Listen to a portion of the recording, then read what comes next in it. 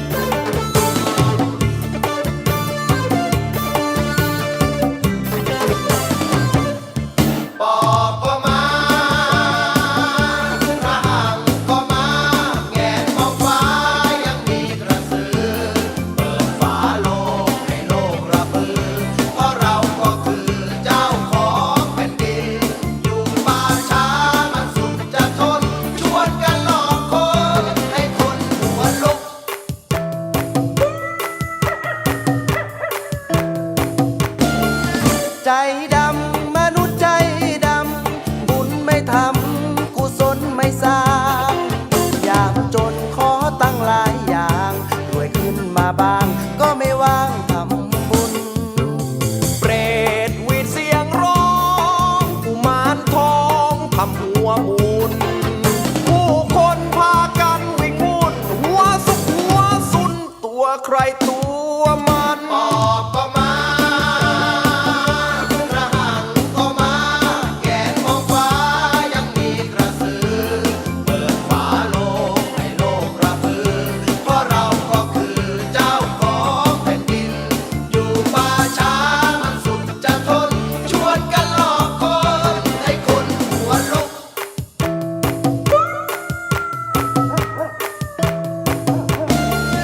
นาคโผล่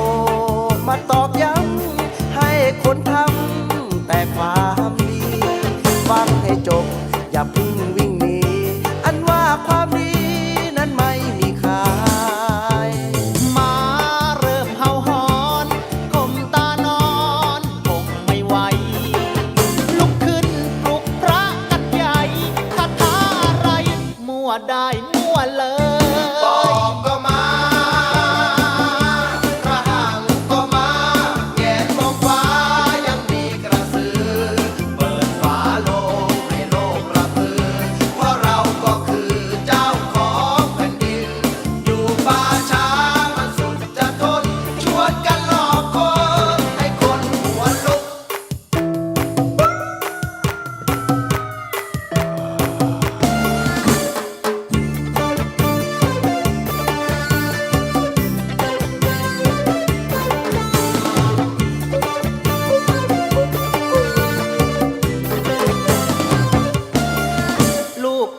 หลอกคนที่โก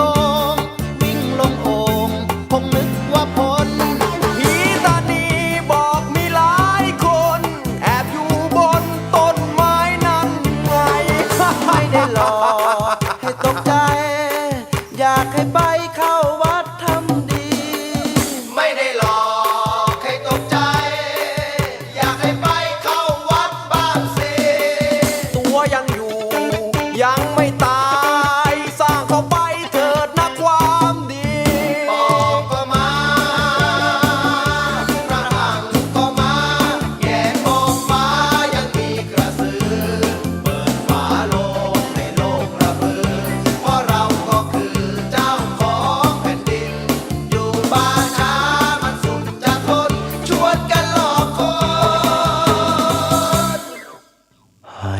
คนหัวโล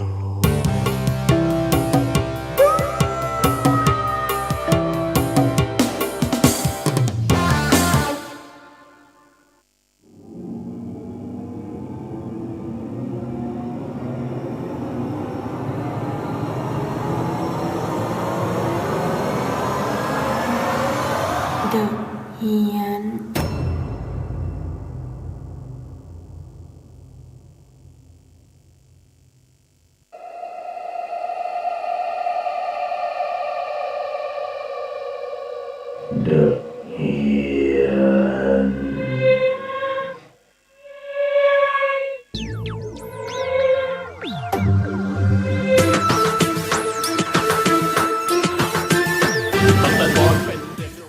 ขอถวายความนอบน้อมแด่องค์สมเด็จพระสัมมาสัมพุทธเจ้าพร้อมด้วยพระธรรมและพระสงฆ์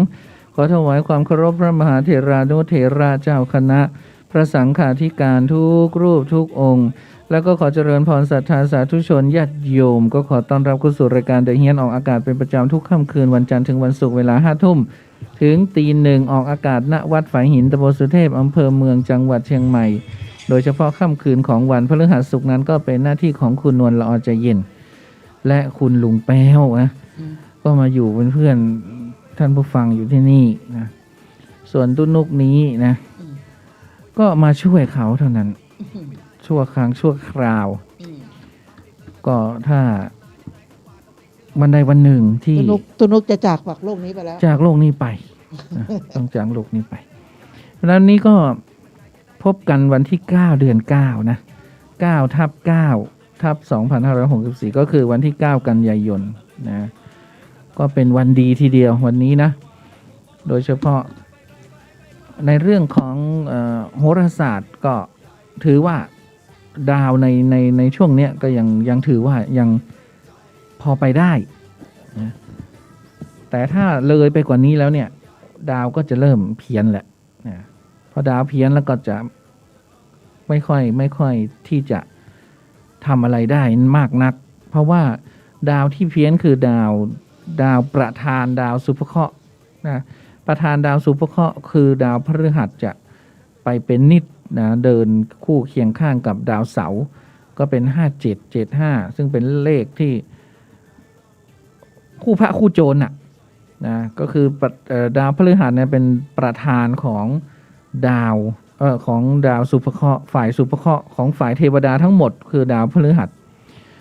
ส่วนดาวเสาร์เนี่ยเป็นประธานของบาปพระเคราะห์ทั้งหมดนะเป็นหัวหน้าเปิ่นตึงหัวหน้าโจรหัวหน้านักเลงหัวหน้าขี้เหล้าหัวหน้า มีในนั้นหมดมีในนั้นหมดเพราะฉะนั้นเดินเคียงคู่กันเนี่ยหัวหน้าฝ่าย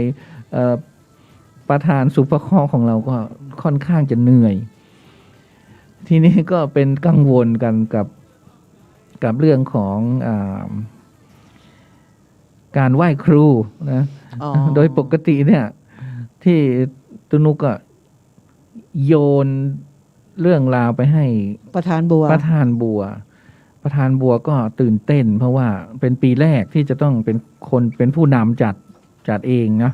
ในชมรมธรรมพยากรณ์ไม่มีอาจารย์ไม่ชี้พิมพ์แล้วเนี่ย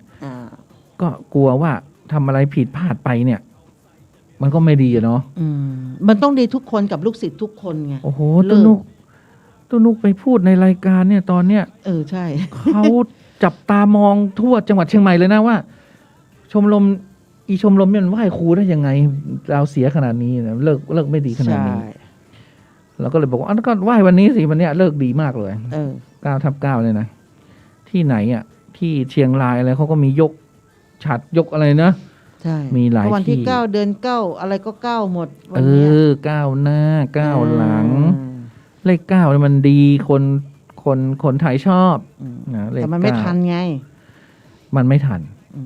เพราะว่าจริงๆแล้วเนี่ยที่เมื่อก่อนที่อาจารย์พิมพ์เขาเอาเดือนตุลาเนี่ยเพราะว่าเป็นวันเกิดแกก็ไหว้เดือนตุลาแล้วไอ้บัวก็เกิดเดือนตุลานะเกิดเดือนตุลาเหมือนกันแล้วพออาจารย์พิมพ์ไม่อยู่เนี่ยแล้วโควิดด้วยเนี่ยตอนนี้เราก็ไม่ได้รับลูกศิษย์เพิ่มคือเมื่อก่อนเราไหว้เพราะว่าเรารับลูกศิษย์เพิ่มเรารับลูกศิษย์เราก็ให้ลูกศิษย์เนี่ยได้ไหว้ครูตอนเรียนแต่พอนี้ตอนนี้ไม่มีลูกศิษย์ก็คือเราก็ชมรมก็ไหว้คือเปลี่ยนขันน่ะใช่เปลี่ยนดอกไม้ถูกเทียนเปลี่ยนขันครูนั่นน่ะเปลี่ยนก็คือการภายในเป็นการภายในทีนี้เขาก็เลยว่างั้นก็เราก็เลื่อนไปสิเราเอาเลื่อนเอาจนกว่ามันจะเลิกดีอ่ะนู่นนะวันครูนั่นน่ะเราก็ไม่รู้แล้วแต่ประธานเนาะประธานเห็นยังไงเราก็ประธานว่าดีเราก็ว่าดีเรามันแค่เป็นที่ปรึกษา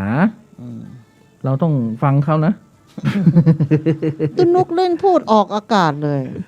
เหมือนวันนั้นตุนุกพูดออกอากาศนั่นแหละทำไมฉันพูดอะไรมันเป็นอิทธิพลอะไรขนาดนั้นฉันยังไม่ได้ฉันเลยนะอะไรนะบาวนี่เนี่ยของอะไรของเธอเนี่ย เป็นไงล่ะแฟนรายการ เหรอ ถวายเลยวัน ห นั้น วานหวา เจ้าน นุกยังไม่ได้ฉันเลย คือตุไม่ฉันหวาน แต่บางคนเขาว่าพอดีกำลังอร่อย แต่ละออว่าช็อกโกแลตมันก็โอเคแล้วไง นี่แต่เน้นช็อกโกแลตนะ อ่า เน้นช็อกโกแลตคือมันปกติเนี่ยถ้าที่อื่นมันจะเป็นแป้งเนาะ อ่า เป็นแป้งฟูๆอยู่ข้างในเนาะ ใช่แต่อันนี้มันไม่ใช่ แต่นี่เขาเป็นช็อกโกแลตทั้งแท่งเลย ทั้งก้อนเลย แต่ถ้าเราสั่งแบบหน้าเดียวเป็นช็อกโกแลตน่ะเวิร์กอร่อย นี่เธอมาโฆษณาในรายการไม่ได้นะ ฉันต้องเก็บค่าโฆษ ค่า ณา ลิขสิทธิ์ ค่าโฆษณาเธอนะ สวัสดีเจ้าวัน อืม คือเราก็ไม่มีเวลาจะส่งเหมือนกันนั่นน่ะ แล้วทีนี้เราก็เลยว่าอ่ะไดเบอร์วันนี้มันเป็นวันดีเนาะ อืม วันนี้เราจะทำอะไรดีหาเรื่องหาราวทำเลยดีกว่า อืม ก็เช้า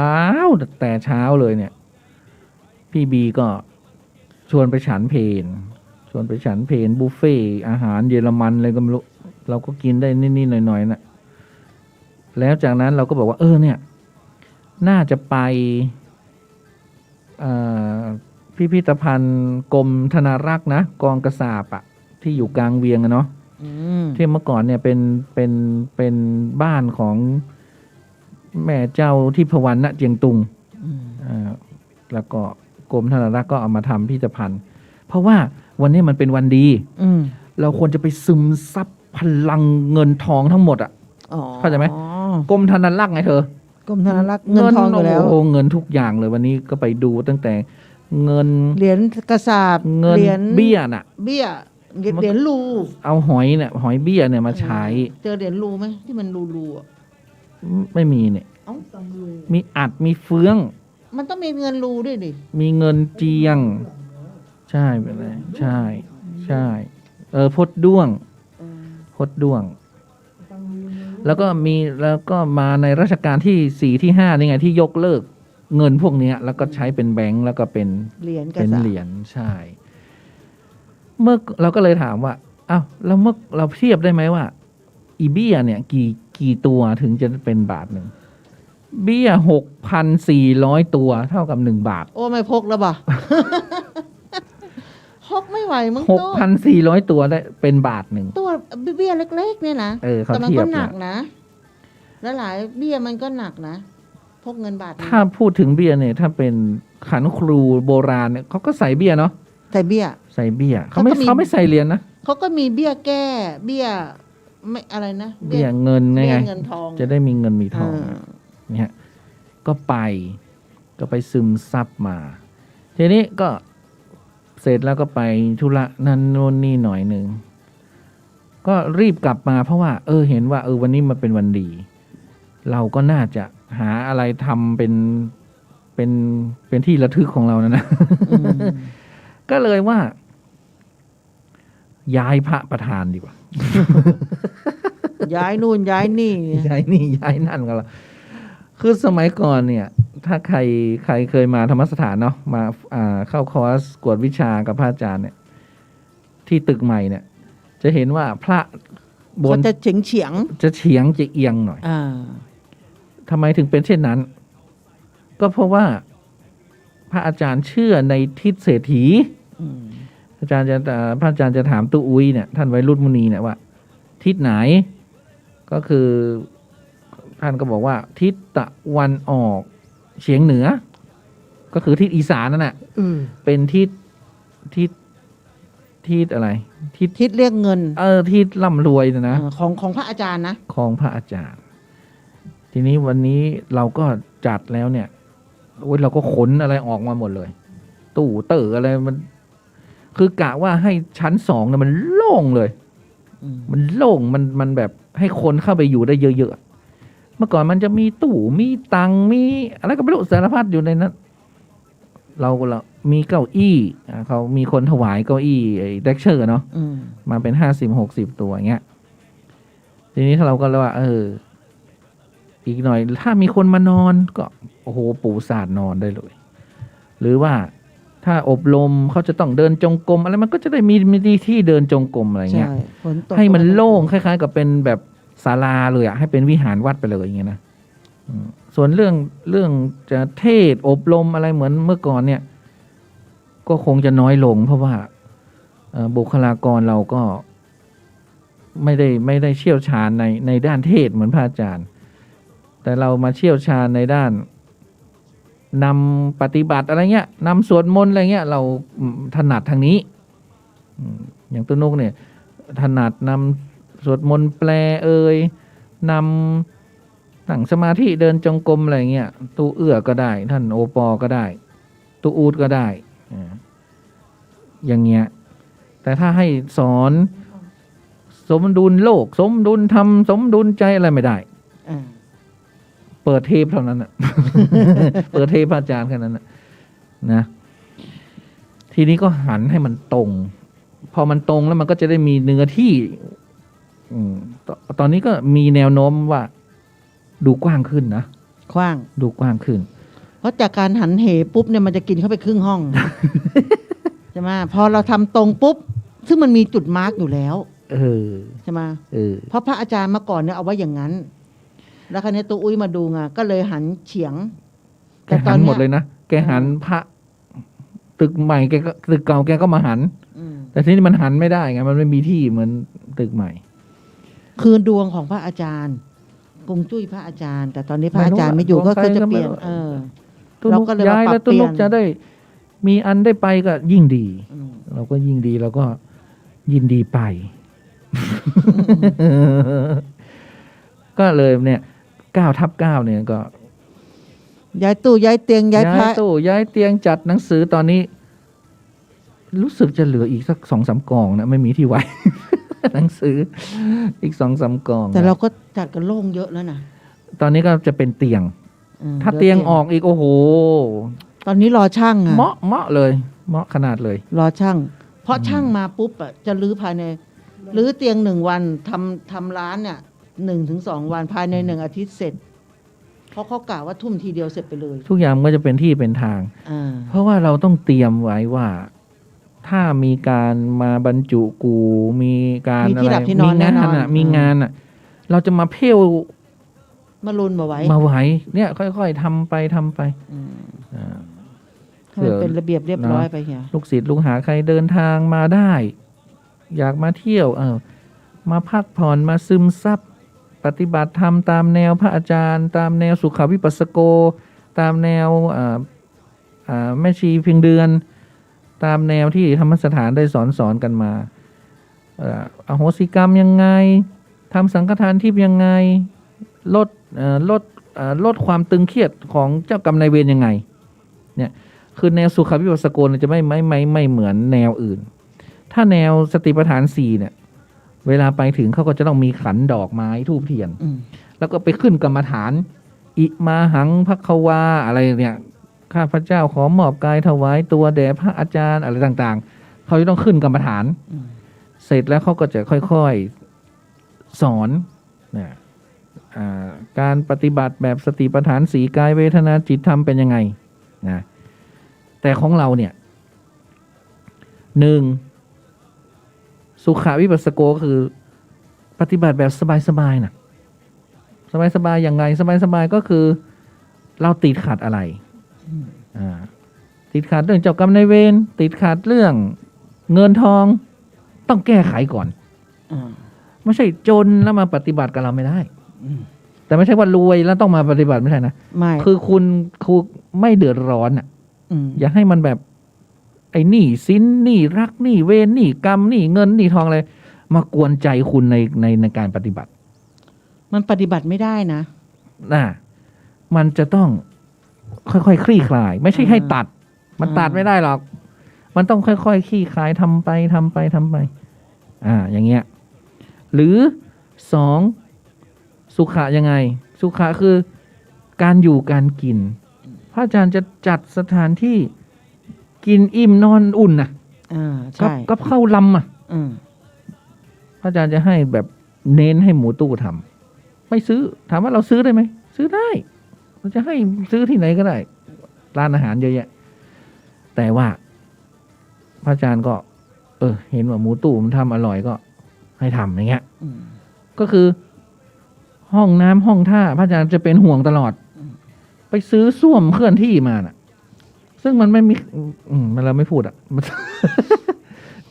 คือมันประดักประเดิดที่จะใช้เนาะ ใช่ ก็ ตอนนั้นที่พระอาจารย์ซื้อมานี่มันเหตุเพราะอะไรนะ เหตุเพราะว่าคนจะมาพักที่ธรรมสถาน90 คน กลัวห้องน้ำไม่พอ ไม่พอ ก็ทำ ไปขอรถเทศบาลรถส้วมก็เข้ามาที่เราไม่ได้ อืม เพราะมันตึกสายไฟตึกกองกรีดอ่ะบ้านเฮานั่นเป็นกองกรีดอ่ะ นี่ก็คือความสะดวกสบายอย่างหนึ่งความสะดวกสบายอีกอย่างหนึ่งก็คือ ไม่ต้อง คือไม่ยึดโทรศัพท์นะ บาง คุณ ที่ขา เช็ค ยึด อิน นะ ได้เลย ใช่ คุณโพสต์ธรรมะได้เลย อืม คุณเข้ากลุ่มธรรมะได้เลย คุณไลฟ์สดธรรมะได้เลยนี่อันนี้ก็เป็นสุขวิปัสสโกอย่างหนึ่ง แล้วพระอาจารย์ก็ไม่ได้เข้มงวดถึงขั้นที่ว่า คุณมาปฏิบัติธรรมต้องถอดต้มหู ต้องถอดสร้อย เลือกเอา อ่า ใครจะศีล 5 ศีล 8 แล้วแต่ ได้ กำลังใจของคุณ อ่า เราไม่บังคับ จะผ้าขาวผ้าลายอะไร เรื่อง อยู่ ของ ที่ คุ ใจ ณขอให้เรียบร้อยก็พอ อืม นะนี่ก็เป็นสุขาวิปัสสโกอย่างหนึ่ง สุขาวิปัสสโกอีกอย่างหนึ่งก็ต้องดูพื้นฐานการปฏิบัติของเขานะแต่ละคนไม่เหมือนกันถ้าสายอื่นนะเขาไม่สนใจนะเขาจะคุณเข้ามาปุ๊บเขาจะปรับคุณให้เป็นแนวเขาหมดเลย อ่า แต่ของเราเนี่ยพระอาจารย์ก็จะเน้นให้ใครจะบันทึกทำก็บันทึกใครจะส่งอารมณ์แบบบันทึกประจำวันอ่ะ คุณก็ส่งมา แล้วคุณได้โยนิโสมนสิการอะไร คุณได้อะไร คุณก็เขียนเข้าไป คุณได้ธรรมะอะไรคุณก็เขียนเข้าไปนะพระวิปัสสนาจารย์ก็จะมานั่งอ่านให้ แล้วก็จะแนะคุณเป็นคนๆไป อืม อย่างเงี้ย อันนี้ก็เป็นเรื่องของสายสุขาวิปัสสโกเนี่ยซึ่งสายของเราเนี่ยนะเลี้ยงปลาด้วยนะ เราเลี้ยงปลา เรามีน้ำตกนะ เรามีลานพอ คือไม่ลำบากปฏิบัติลำบากเราต้องไม่เอาไง อืม เราไม่เอา เอาสบายๆ ต้องเจริญหูเจริญตาด้วย จงกรมในห้องแอร์ เออ เข้าใจไหม ถ้าฝนตกก็ห้องแอร์ร้อ จ น ง ก็ กร ห้อ ม ง ใน แอร์ ห้องแอร์กินข้าวก็ต้องแบบว่า ที่ลม อ เย็น ร่อย สบาย อาหารอร่อยอย่างเนี้ย แต่จริงนะตุถ้าเราวิปัสสนาเราทำกรรมฐานหรือเราเดินจงกรมถ้ามันร้อนถ้ามันเครียด มันไม่ได้นะ ก็เขาถึงว่าเป็นแนวสุขวิปัสสโกเนี่ย อืม ก็คือสบายนะ อ่า เหมือนที่เวลาสังฆทานทิพย์ก็มีเหมือนกัน ขอให้ข้าพเจ้าบรรลุมรรคผลนิพพานโดยง่าย สบาย อืม ในชาติปัจจุบันฉับพลันนี้เทินเห็นไหม นั่นแะ ขอแบบปฏิบัติแบบ สบายๆ มาเอาตุกอะมาเอาแบบ อ่า แต่ก็แล้วแต่จริตคนเนาะบางคนเขาก็อาจจะชอบแบบนั้นก็ไปแบบอยู่ป่าอยู่ดอยไปอยู่กับพระป่า คือถ้าสายถ้าคนที่ไปประมาณนั้นเนี่ย ก็จะเป็นประเภทที่ว่า ไม่ได้เจอธรรมชาติ อืม แล้วพอไปเจอธรรมชาติพระป่าเนี่ยโอ้โหมันเปิ้นอยู่ได้เนาะเปิ้นมันมีไฟฟ้าเปิ้นมันมีอินเทอร์เน็ตเปิ้นมันมี ความสะดวกสบา คำพูด ย ความสะดวกสบายคือเขาอยู่แบบสะดวกสบายมาแล้ว ใช่ เขาก็เลยโหยหาอีกความไม่สะดวกสบายเนี่ยเข้าใจไหมแต่เราเนี่ยลำบาก ขอกูสบายมันเถอะ เขากลางกฎข้างนอก ทั้งนี้ทั้งนั้น ถ้า เนี่ย เรามีห้องขอกระโดดเข้าห้อง สมัยก่อนพระอาจารย์มีคอมให้ด้วยนะ ให้คุณเล่นคอมได้เลยนะแต่เวลาปฏิบัติต้องปฏิบัตินะ แต่เวลาพักคุณนอน เข้าห้องสมุดเล่นคอมได้ สมมติคุณนั่งฟังเทศน์คุณปฏิบัติคุณเหงาโกงกโกงกถีนามิทะงอง่วงเหงาหาวนอนครอบงำเนี่ยเอานอนพากันนอน พากันนอน5 นาที 10 นาทีอย่างเงี้ยมีที่ไหนมีที่นี่เท่านั้น ถ้าไปเป็นที่อื่นลองไปสับพงกนี่นะ ได้ ไปล้างหน้า ไปเดินจงกรมไปกินกาแฟ อะไรก็ว่าไป ห้ามง่วงว่างั้นนะหรือไปนั่งเจ็บปวดก้นด้านเนี่ยนะพระอาจารย์ชอบแซวไปนั่งเจ็บปวดก้นด้าน ก็ให้ดูไป ให้ดูนี่ความเจ็บปวดเห็นไหมนี่มันเป็นทุกข์นี่เอากูไปดูความทุกข์อย่างอื่นก็ได้ อะไรต่างๆอย่างเงี้ยนะแล้วมันก็ จุดหมายคืออะไร คือการสติปัญญาบรรลุมรรคผลนิพพานเนาะทางไปมันมีหลายทาง เราก็เป็นทางหนึ่งให้คุณนะธรรมสถานก็เป็นทางหนึ่งให้คุณ ในการที่คุณจะเลือก ถ้าใครถูกใจการปฏิบัติแบบนี้นะแบบนี้สายนี้ครูบาอาจารย์พาปฏิบัติแบบนี้ ก็ยินดีต้อนรับนะแต่ถ้าบางคนชอบเข่งบางคนมานี่เอ้าเปิ้นมาเข่งกะเปิ้นมาลูกตีซีกะเปิ้นมานั้นนู่นนี่กะอันนั้นก็มีหลายวัดเนาะวัดลำเปิงก็ได้วัดสีจอมตองก็ได้วัดที่คืออย่างนั้นเนี่ยเปิ้นมีความพร้อมในด้านบุคลากรพระเปิ้นเยอะแม่ชีเปิ้นเยอะในการจัดการในตั้งแต่รับคุณเข้ามาเลยใช่รับบางที่ที่จองออนไลน์ได้เลยนะคุณจะไปวันไหนยังไง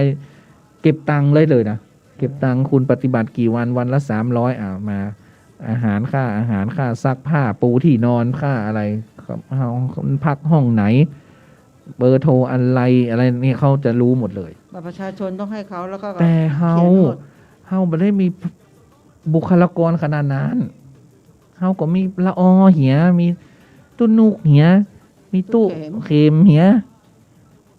มีคุณเลียวเหียเมื่อก่อนก็มีลุงเปงอย่างเงี้ยมีป้าดี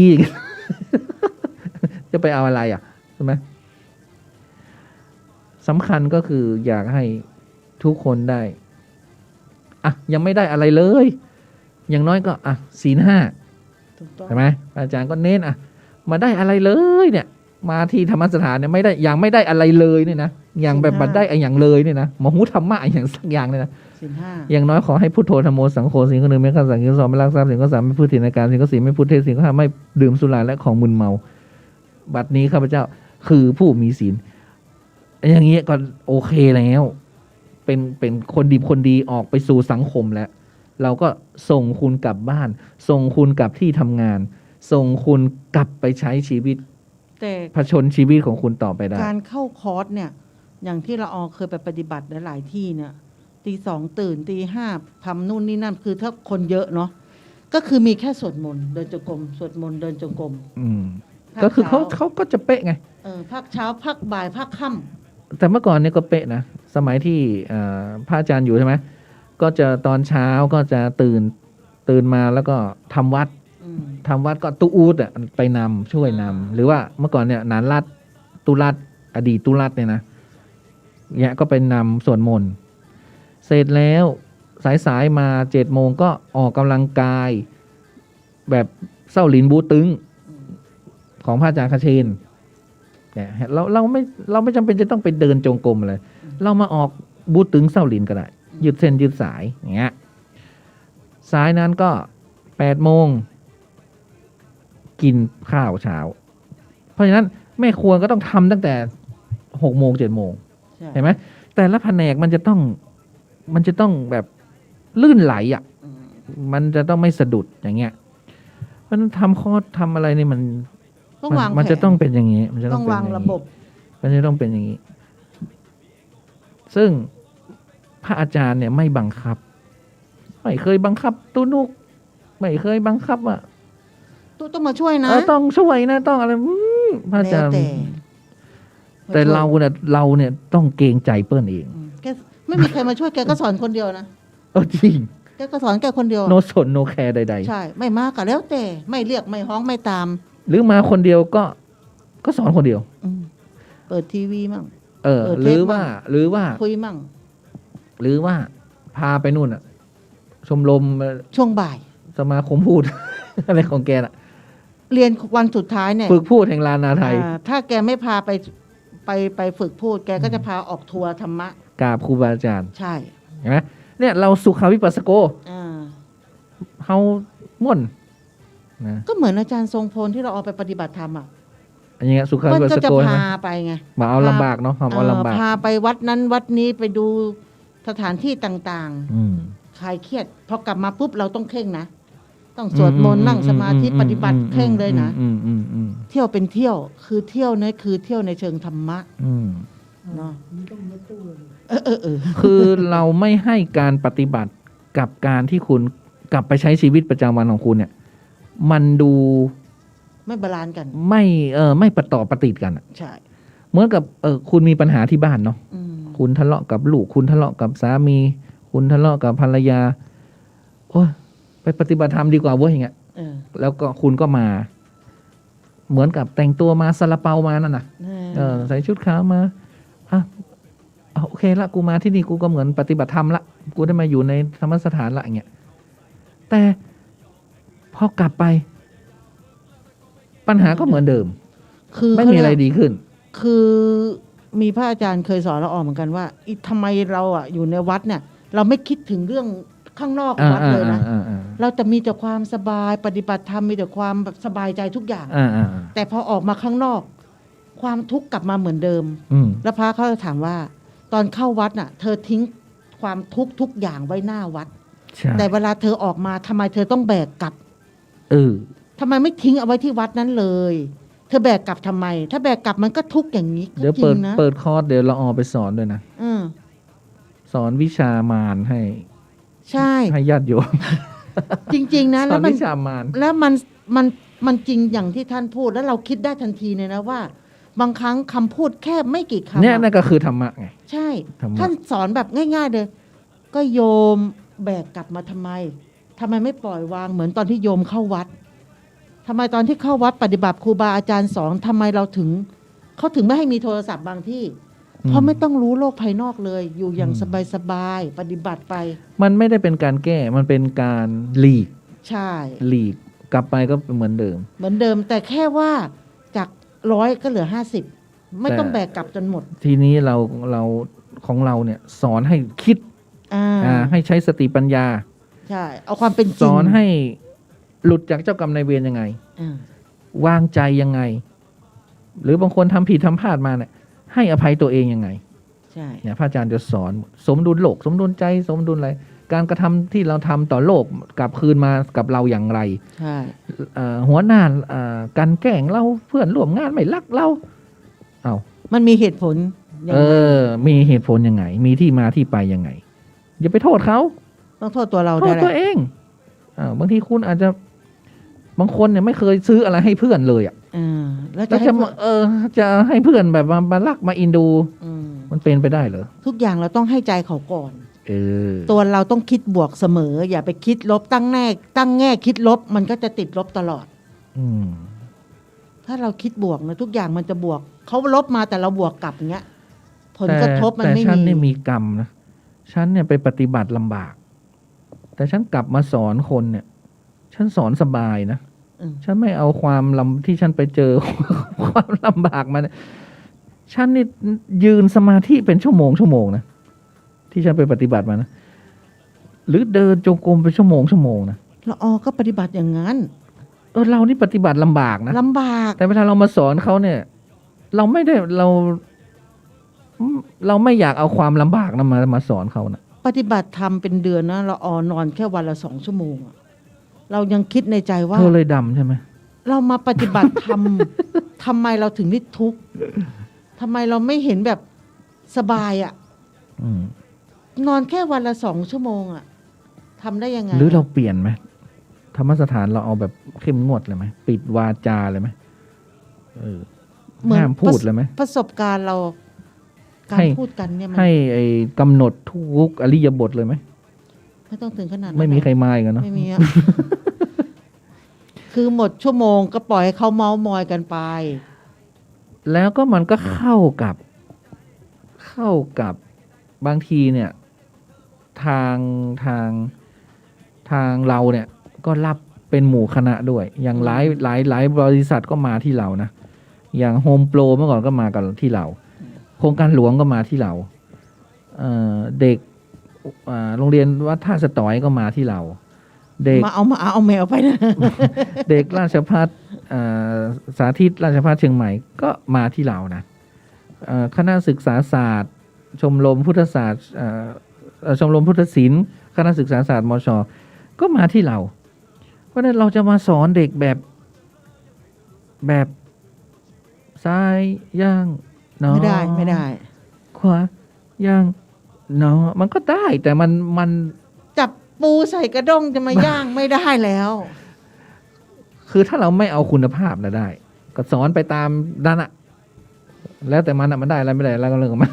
แต่มันก็ต้องมีหลักการ แต่เราไม่ได้ไง อืม เราโอ้โหเขา ไว้วาง คือ ใจ เมื่อ เรา ก่อนเนี่ยแม่ชีถึงขั้นที่ว่า เปิดคลินิกแบบให้คำปรึกษาน่ะ อืม ที่ว่าลดการฆ่าตัวตายลงอ่ะ ของนักศึกษาได้ผลอย่างเงี้ย แต่เราก็ไม่อยากขนาดนั้นไงไม่งั้นเราก็จะนั่งเหมือนแม่ชีน่ะนะ ทั้งวันทั้งคืน ฟังคนนั้นคนนี้มาเล่าสักวันฉันจะสมองแตกตาย แล้วที่สำคัญคือ เรารู้ไงว่าเราปากไม่ดี เราก็ไม่อยากคุยกับใคร เราอยู่เฉยๆดีกว่า เราขี้เกียจมานั่งแก้ต่าง เราปากไม่ดีอยู่แล้ว เพราะฉะนั้นเนี่ย วันนี้ก็เป็นวันดีก็เลยคุยกันไปยาวไกล พูดถึงธรรมะธรรมะแบบง่ายๆ ตอนนี้ก็เป็นกระแสอย่างมากก็คือพระมหาไพวันกับ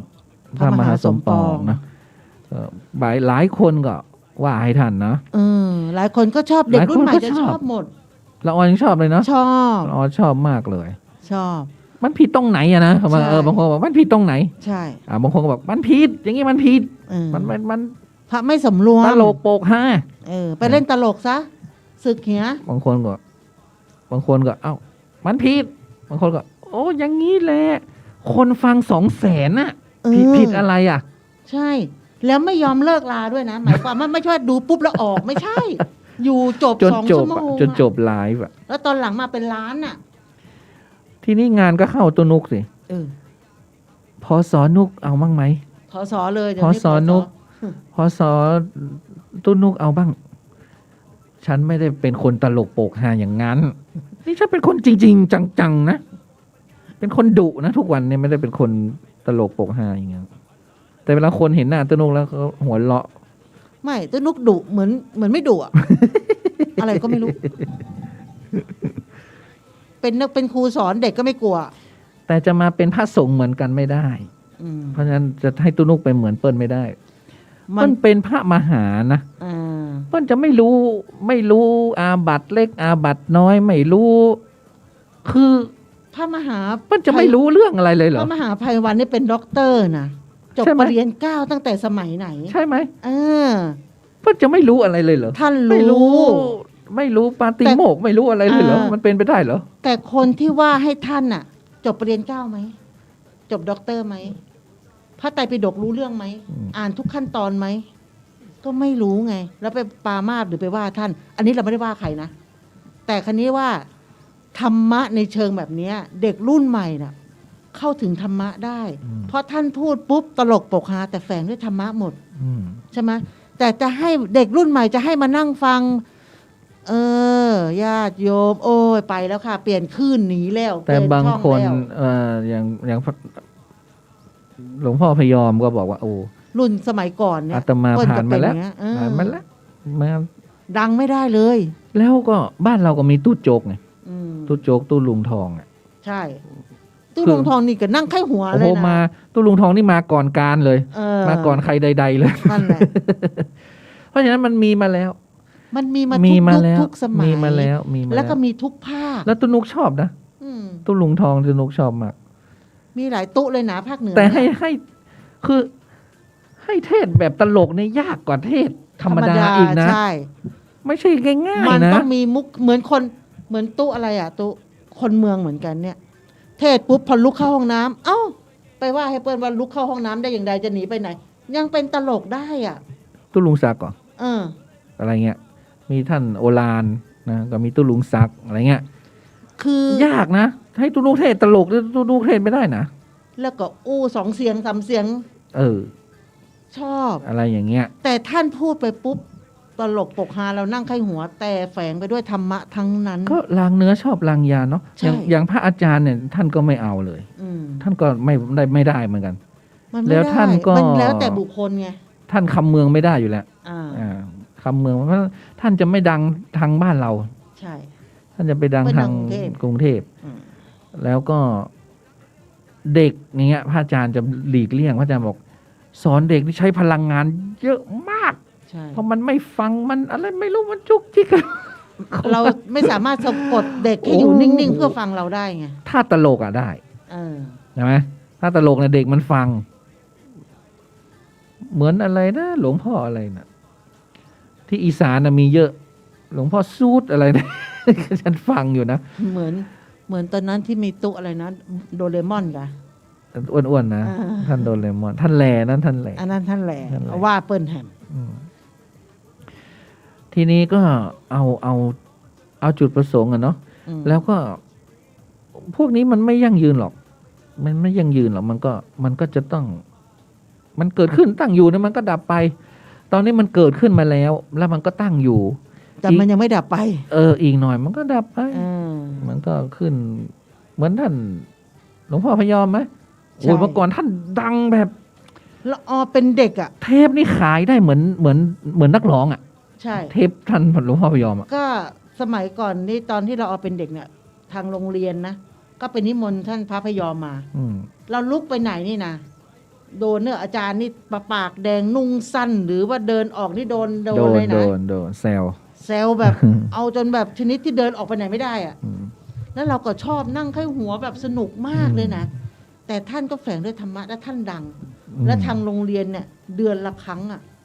นิมนต์ท่านมา อืม โบราณรัก เนี่ย สมัยเราเอาเป็นเด็กเลยนะ ก็ในช่วงนี้ ดังสมัย ในช่วงนี้ ก่อน ก็หนึ่งมันเป็นโควิดมัน ก็ มัน ต้องออนไลน์ มันสร้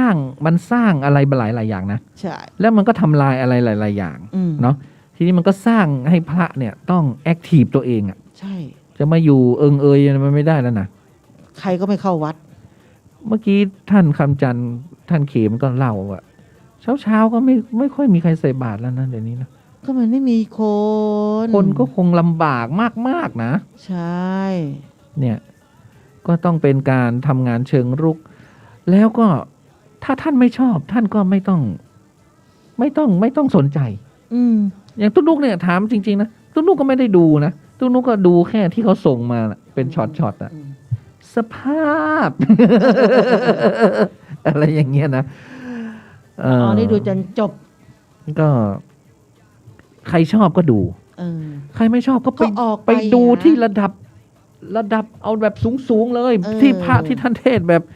ลึกซึ้งถึง เออ ทิศถึง แล้วก็ นิ ไม่ต้อง พพานอะไรนู่นน่ะ ไม่ต้อง จะ ไปยื่นหนังสือไม่ต้องไปฟ้องไม่ต้องหิวแสงอะ่ะ เพื่ออะไร อืม ใช่ป่ะเขาก็ถามแล้วว่าท่านผิดตรงไหนเหรอ อืม ท่านรู้หมดทุกอย่างเลยใช่ไหม ใช่ เออ แล้วให้มา ก็เหมือนท่านมหาสมปองบอกว่า ใครจะมาให้เครื่องราชท่าน ท่านก็อยู่ในแนวเนี้ย เออ ใช่ไหม เออ ท่านรู้ว่าท่านจะไปทางไหนได้ เออ ใช่ป่ะถ้าเกิดจะไปทางแบบเป็นพระผู้ใหญ่เงี้ย เจ้าคุณพี่พิษไง อ่า เจ้าคุณพี่บอกพระ ท่านไม่ ผู้ใหญ่ ไปหรอก ไม่ปลื้ม ก็ท่านก็ไม่ได้ไปทางนั้น จะเติบโต อยู่ ยากว่า แล้ว สัตว์ท่านก็เลยบอกว่า ไม่ปรารถนาจะใหญ่โตอะไร ใช่ ก็ไป ปรารถนาเป็นพระมหาธรรมดาเนี่ย เนาะ เขาบอกใครจะมาให้ตำแหน่งเขา เขาก็รู้ไงรู้เส้นทางของตัวเอง รู้ว่าเราอยู่ได้แค่ไหน เราเป็นอะไรเราชอบในสิ่งไหน ก็เหมือนสอนธรรมะไปในตัวว่า เห็นช้างขี้อย่าขี้ตามช้าง เรามีความรู้แค่เนี้ย เรารู้ว่าเราสามารถไปได้แค่ไหน แต่ตุ้งไม่แชร์ท่านนะไม่แชร์ท่านไพวัน เพราะว่ายังติดใจเรื่องสมัยที่พระอาจารย์นั้นอยู่ อ๋อ ตุ้ง อ่า ถ้าตุ้งไปแชร์เนี่ยมันไม่ได้ นี่ก็ไม่ได้แชร์ มีแต่เขาส่ง ก็เลย แต่เราดูไลฟ์สดเองไง ก็เลยไม่แชร์นะก็เลยไม่แชร์ แต่ไม่ได้ไปได้ว่าอะไรท่านนะ เออ ไม่ว่าอะไรท่าน แต่พอนึกถึงตอนที่ มาว่าโดยที่ไม่รู้ อันนั้นก็เลย โดยที่ไม่รู้สาเหตุ เราก็เลยไม่สามารถจะ ทำอะไร ส ได้ นิทใจกับท่านมากนัก อันนี้เข้าใจ อืม เพราะว่าท่านไม่ได้รู้ที่มาที่ แต่ก็ ไป ดูติดตามข่าวอะไรท่าน อืม นะมันเป็นจังหวะของท่านนะ ใช่ คนมันจะดังอ่ะ ช่วยไม่ได้ เหมือนที่ผ่านๆมาไอ้พวกดาราติ๊กต็อกอะที่มันดังข้ามคืนข้ามวันอะเขาก็ดังกันขึ้นมานั่นแหละ เขาก็ทำมาเยอะแล้ว แล้วเดี๋ยวมันก็ไป เขาทำมาเยอะมันขึ้นอยู่กับว่าไอ้ติ๊กต็อกอันนั้นอันไหนมันจะถูกอกถูกใจคน อืม เท่านั้นเอง แล้วคุณจตุรงค์เนี่ยพูดดี เขาบอกอ้าวคุณไม่อยากให้พระไปม็อบ ไม่อยากให้พระไปเป็นแก๊งแครอทอยู่ในม็อบ ใช่ พระก็อยู่ในวัดไลฟ์สด มันผิดตรงไหน แล้วคุณจะเอาอะไรอีก เออ ไปม็อบก็ว่าให้เปิ้ล เออ เปิ้ลมาไลฟ์สดก็ว่าให้เปิ้ลแล้วตกลงคุณทำไม มีอคติกับพระ อคติกับศาสนา ซึ่งบางทีคุณก็นับถือด้วย ใช่ ทำไมไม่ไปจับผิดศาสนาอื่นเขาบ้างอ่ะ ไม่กล้าสิ เขาหัวเราะได้ไหมอ่ะใช่ไหม ไปอยู่ใกล้ก็ไม่ได้นะเขาดุเอานะ บาทหลวงหัวเราะได้ไหมอ่ะ ไม่ได้ อิหม่ามหัวเราะได้ไหม ไม่ก็ไม่กล้า คนเรามันก็หัวเราะได้ ใช่ ตูดเจ้าก็หัวเราะได้ทำไมอ่ะ ใช่ ต้องสำรวมอะไรนักหนา เขาก็ติได้แค่เฉพาะศาสนาพุทธเขาถึงบอก เอา ว่า เป็นเอาตายกันอยู่แค่เนี้ย อายศาสนาอื่น ขนาดอิสลาม ศาสนาอื่นยังมาดูไลฟ์สดของศาสนาพุทธเลย เขาก็บอกเขาชอบ ผมก็อิสลาม ผมก็คิด ผมก็ใช่ไหมละหมาดเหมือนกันแต่ผมชอบอ่ะ ผมก็ดูอ่ะเขาก็ไม่ได้นับถือเขาก็ไม่ได้หมายว่า ฉันไม่ดูนะ อันนี้ ศาสนา ไม่ได้ พุทธ ไม่ได้ให้ท่านผู้ฟังเชื่อตุนุกนะให้พิจารณาว่า ให้พิจารณาเอาเอง อันนี้ความเห็นส่วน หลัก ตัว หลักฐานเหตุผล ลองไต่ตองดูก็คือไม่ชอบก็คือ เราก็ไม่ได้บังคับให้คุณชอบ หรือว่าคุณชอบแล้วก็แล้วไปก็ให้คุณแบบว่า ให้คุณได้รู้ว่า อีกหน่อยเดี๋ยวท่านก็อาจจะต้องอาจจะหมดมุกไปหรือ นะมันก็มีวันที่จะต้องขาล ก็ ง คือติติงได้ว่าให้ท่านลดหัวเราะนิดนึง คือปรับไปนิดหน่อยแล้วก็ให้อยู่คงเดิมเอาไว้ คือแฝงด้วยธรรมะตลกอย่างเงี้ย แต่ว่าให้ลดกริยาคือการที่หัวเราะจนล้วนอย่างเงี้ย ก็ให้ท่านลดลงนิดนึง มันก็ทุกอย่างมันจะสมดุล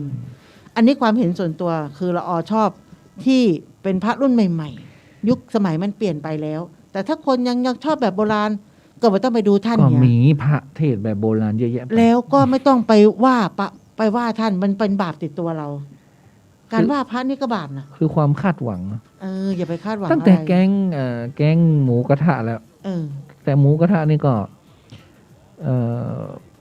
คำพกาเขาก็ว่าดีนะเขาก็ว่า คือคนเมืองเฮาเนี่ยนะน้องเพิ่นไม่ได้คาดหวังอะไรอย่างกับตู้เจ้านะตู้เจ้าจะแบบเป็นตู้เจ๊พ่อง จะเป็นแบบว่า กินข้าวแรงพ่องอะไรอย่างพ่อง แต่ว่าเปิ้นเฝ้าวัดเฝ้าวามีการมีงานอะไรอย่างก็ เปิ้นช่วยงาน เปิ้นก็แปลงใจใส่กันนะน้องอีหล่ะเปิ้นก็แปลงใจใส่กันนะน้อง บ้านเฮานี่นะอะไรอย่างบางทีบางอย่างเปิ้นก็มาว่าคือกันนะน้องอันนี้คำพกานะพี่แขกเปิ้นว่าอีนะแต่ว่าคนเมืองเฮานี่นะจะเดือดตู้เจ้าเรื่องอะไรอย่างตู้ยังมากวาดขี้เหงื่อยังมาเพ่วโหงยังมาล้างวิหารคือคุณจะเป็นอะไรก็ตาม แต่ถ้าคุณแบบวัดสะอาดอะไรเขาก็ไม่ว่าอะไร เพราะเขาเป็นดูแลวัดดีแล้วไง บางอย่างเนี่ย บำรุงศาสนา บางอย่างชาวบ้านเขาก็รู้ เขาไม่พูด เพียงแต่ว่าตราบใดที่ยังไม่ถึงขั้นที่ว่าไปนอกลู่นอกทางจนมากเกินไป ก็ยังอยู่ด้วยกันในชุมชนนั้น ก็ยังเป็นตู้กินข้าวกันยังอะไรก็คือทักทายกันเคารพนับถือกันอ่ะ ไม่ได้ว่า เป็น มันไม่ใช่ร้ายแรงอะไรขนาดนั้น โอ้โห ไง พระเฮาบ้านเฮาจะต้องแบบว่า นั่งสมาธิวันค่ำโอ้โหบรรลุปุ้น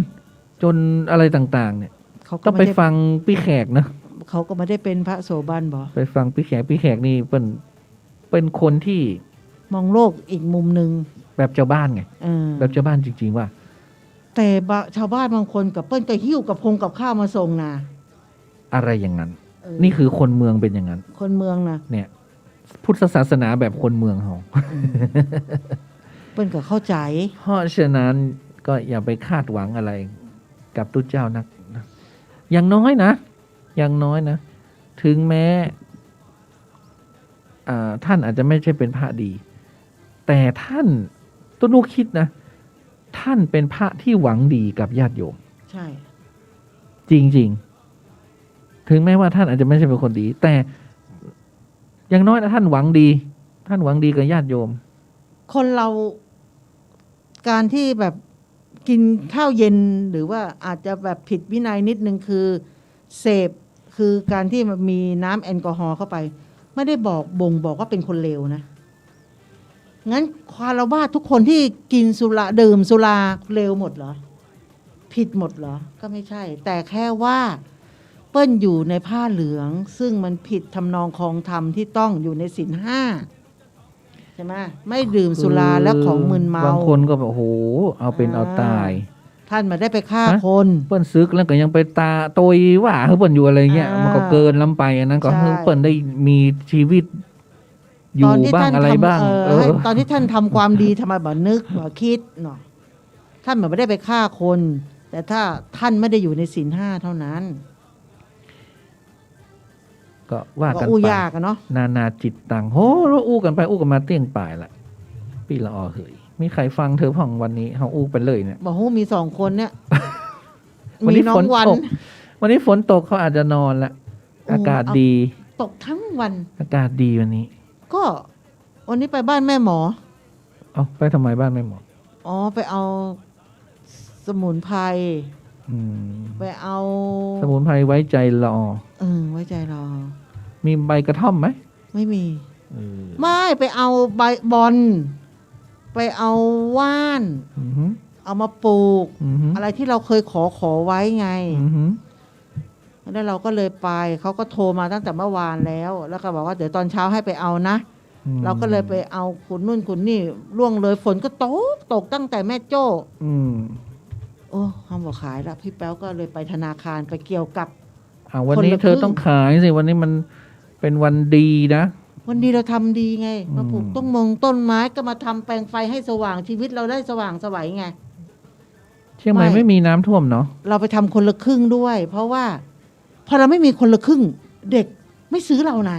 มาซื้อเพราะมันยุ่งยากวุ่นวาย คือ โอ้เจ้าลุงบอกมีคนละครึ่งว่ะแทนที่จากซื้อ50เขาจะจ่ายแค่25เนาะ อืม เปิ้ลได้จ่าย50เต็มเนี่ยโทรศัพท์เราใช้ไม่ได้แล้วไง อืม เฮาก็ต้องไปอัปเดตเฮาก็ต้องไปที่ธนาคาร ต้องไปนู่นนี่นั่นหมดเวลาไปแล้ว อืม เพราะเราต้องเตรียมพร้อมอีกรอบมันจะมาแล้วไง อืมเจริญพร ทำไว้สารคามอาจารย์ ภายที่ไหนน่ะ แม่ชีนวลเวียงพิงหลง เวียงกาหลงนี่ไป เจ้าเวียงเป่า มันก็มาถึงซะเถอะมันลงไปเห็นน่ะ ๆถามอาจารย์อุ้ยได้หนังสือแล้วเด้อ ได้ละเนาะยินดีอ่านพ่องก่อ เลือกเสียทีมตัวน้อยพี่น้อย ก็ช่วยไปได้แล้วตัวไปตัวมาละ ต้องหาแว่นขยาย ตัวไปตัวมา เจ้าแล้วอุ้ยน้ำได้อยู่นะ หนังสืองามก่อเป็นสีทองงามก่อ เจ้า ดีละ โอ้ดีเนอะโอ้ดีละ แบ่งกันอ่านไปเนอะแบ่ง เจ้า แบ่งป้าอุ้ยแม่อุ้ยอันชมรมผู้สูงอายุอ่านตัวเอง เจ้า เนาะ ไว้อาจารย์ ยินดีเนอะ เอาไปเด้อ ค่ะ แข็งแรงแข็งแรงเนอะ จ้า ค่ะ จ้าแม่อุ้ยสีนวลชวนชื่น แม่ก็นอนดึกเนาะอ๋อแม่หลับตั้งแต่หัวค่ำแล้ว แต่คนเท่านะถ้าสะดุ้งตื่นแล้วมันบ่หลับนะ เออ มันเป็นอย่างนั้นบ่ตู้เป็นบ่ ฉันไม่ทันสะดุ้งอ่ะเพราะไม่ได้นอน ฮัน ไม่มีเวลาสะดุ้ง อ้าวไปพักผ่อน แต่เดี๋ยวนี้ ถ ละออนนี่หัวถึงหมอนเนี่ยไปแล้วหยิบโทรศัพท์ เธอ ไปแล้ว แก่มากแล้วนั่นละออเธอควรจะเลิกจัดรายการนั่นแหละ เหนื่อย ฉันก็จะได้ไม่ต้องมาจัด วันนี้ก็จ่าขนาดแบบอ๋อไม่ไหวฝนตกเอ้ยเรียวยืนอยู่ข้างหน้า อืม เอากำลังใจมาให้เลย อืม ไปจัด กู อืมเอา เอาตืดเดียวกะสะดุ้งสะเด็นติดเนาะ ไอ้ไพบุญก่ะไอ้ไพบุญเป็นชอบอู้หลังใหม่เป็นชอบอู้หลังใหม่ เนี่ยชอบ แต่มัน ไปฟังเพลงนะ จะกลับมาพบกับ แต่มัน เรื่องหลอนจาก มันไม่ cover ตัวมันจะชอบมากเลยอ่ะไม่หรอก คิดถึงรักครั้งก่อนนั้นเคยรันจวนก่อนเราอยู่เคียงกันเคยสุขเคยสันชิดเชยชวนห่างกันสุดคำรวนหนาวลมกลับหวนรักไกลกันคำคุณนำพันฉันยังคงจำรักใครฝากคำมาจำนั้นแต่คุณกลับลืมคำไม่จนและไม่จำช้ำใจพลันคอยทุกคืนวันเปลี่ยนพันให้มันคอยนอนยังละเมอเธออยู่หนไหนเยี่ยมลำชอยมาพาใจนอนหนักคิดถึงรักครั้งก่อนนั้นเคยรันจวนก่อนเราอยู่เคียงกันเคยสุขเคยสันชิดเชยชวนห่างกันสุดคำรวนหนาวลมกลับหวนรักไกลกันคำคุณนำพันฉันยังคงจำรักใครฝากคำมาจำนั้นแต่คุณกลับลืมคำไม่จนและไม่จำช้ำใจพลันคอยทุกคืนวันเปลี่ยนพันให้มันคอยนอนยังละเมอเธออยู่หนไหนเยี่ยมลำชอยมาพาใจนอนหนักคิดถึงรักครั้งก่อนนั้นเคยรันจวนก่อนเราอยู่เคียงกันเคยสุขเคยสันชิดเชยชวนห่างกันสุดคำรวนหนาวลมกลับหวนรักไกลกันคำคุณนำพันฉันยังคงจำรักใครฝากคำมาจำนั้นแต่คุณกลับลืมคำไม่จนและไม่จำช้ำใจพลันคอยทุกคืนวันเปลี่ยนพันให้มันคอยนอนยังละเมอเธออยู่หนไหน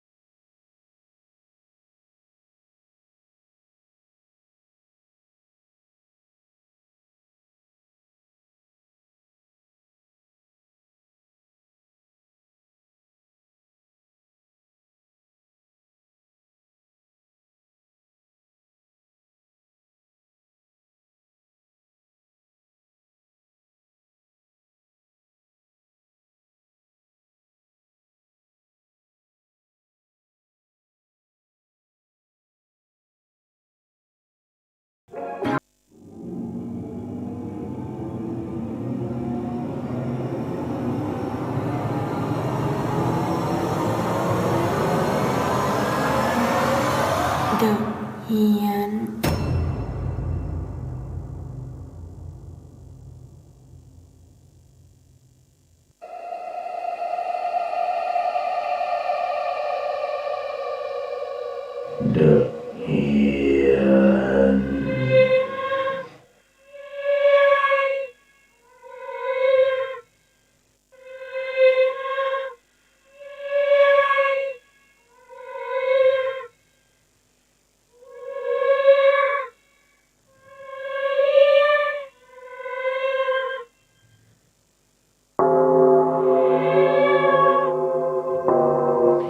เที่ยงคืน22 นาทีก็กลับมาสู่เดอะเฮียนของเรานะจ๊ะ เราก็อยากจะเล่าเรื่องที่ว่าวันเนี้ยทำไมคนเราถึงมีความเชื่อในเรื่องของเงินของทองอะไรต่างๆเนี้ยเหมือนที่ตุนุกงมงายไปกองกระสาบวันนี้ แล้วเราก็มีหลายคนเนี่ยเขาก็ไปหาไอ้เงินพดด้วงเงินโบราณอะไรเนี่ยมาเก็บรักษาไว้อะคือเขามีความเชื่อยังไงคือเขามีความรู้สึกว่าพกเงินพวกนี้แล้วมันจะไปดึง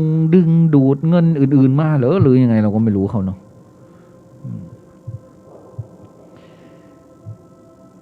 ทีนี้ก็เลยว่าเอ๊ะมันมีเคล็ดลับอะไรหรือเปล่าที่ว่าจะพูดในเชิง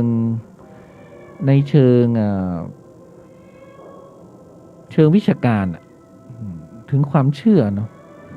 ความเชื่อเรื่องเกี่ยวกับเงินทองแต่ก็คือยังหาไม่เจอไงเพราะฉะนั้นเล่าเรื่องหลอนเลยเนาะ ยังค่ะ ว่าฉันไม่เจออ่ะ กำลัง หาไม่เจอฉันให้ทำฉันไงจะทำฉันใดเล่าหนาเนาะ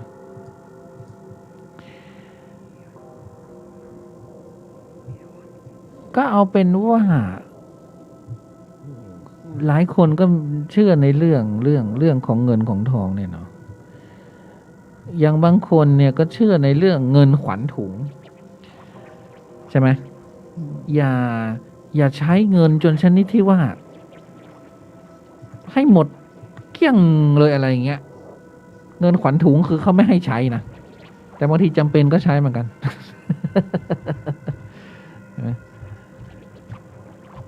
แต่ส่วนมากแล้วเขาจะไม่ใช้เพราะฉะนั้นเงินขวัญถุงเนี่ยส่วนมากจะเป็นเงินที่เขียนยันไว้จะเป็นเงินที่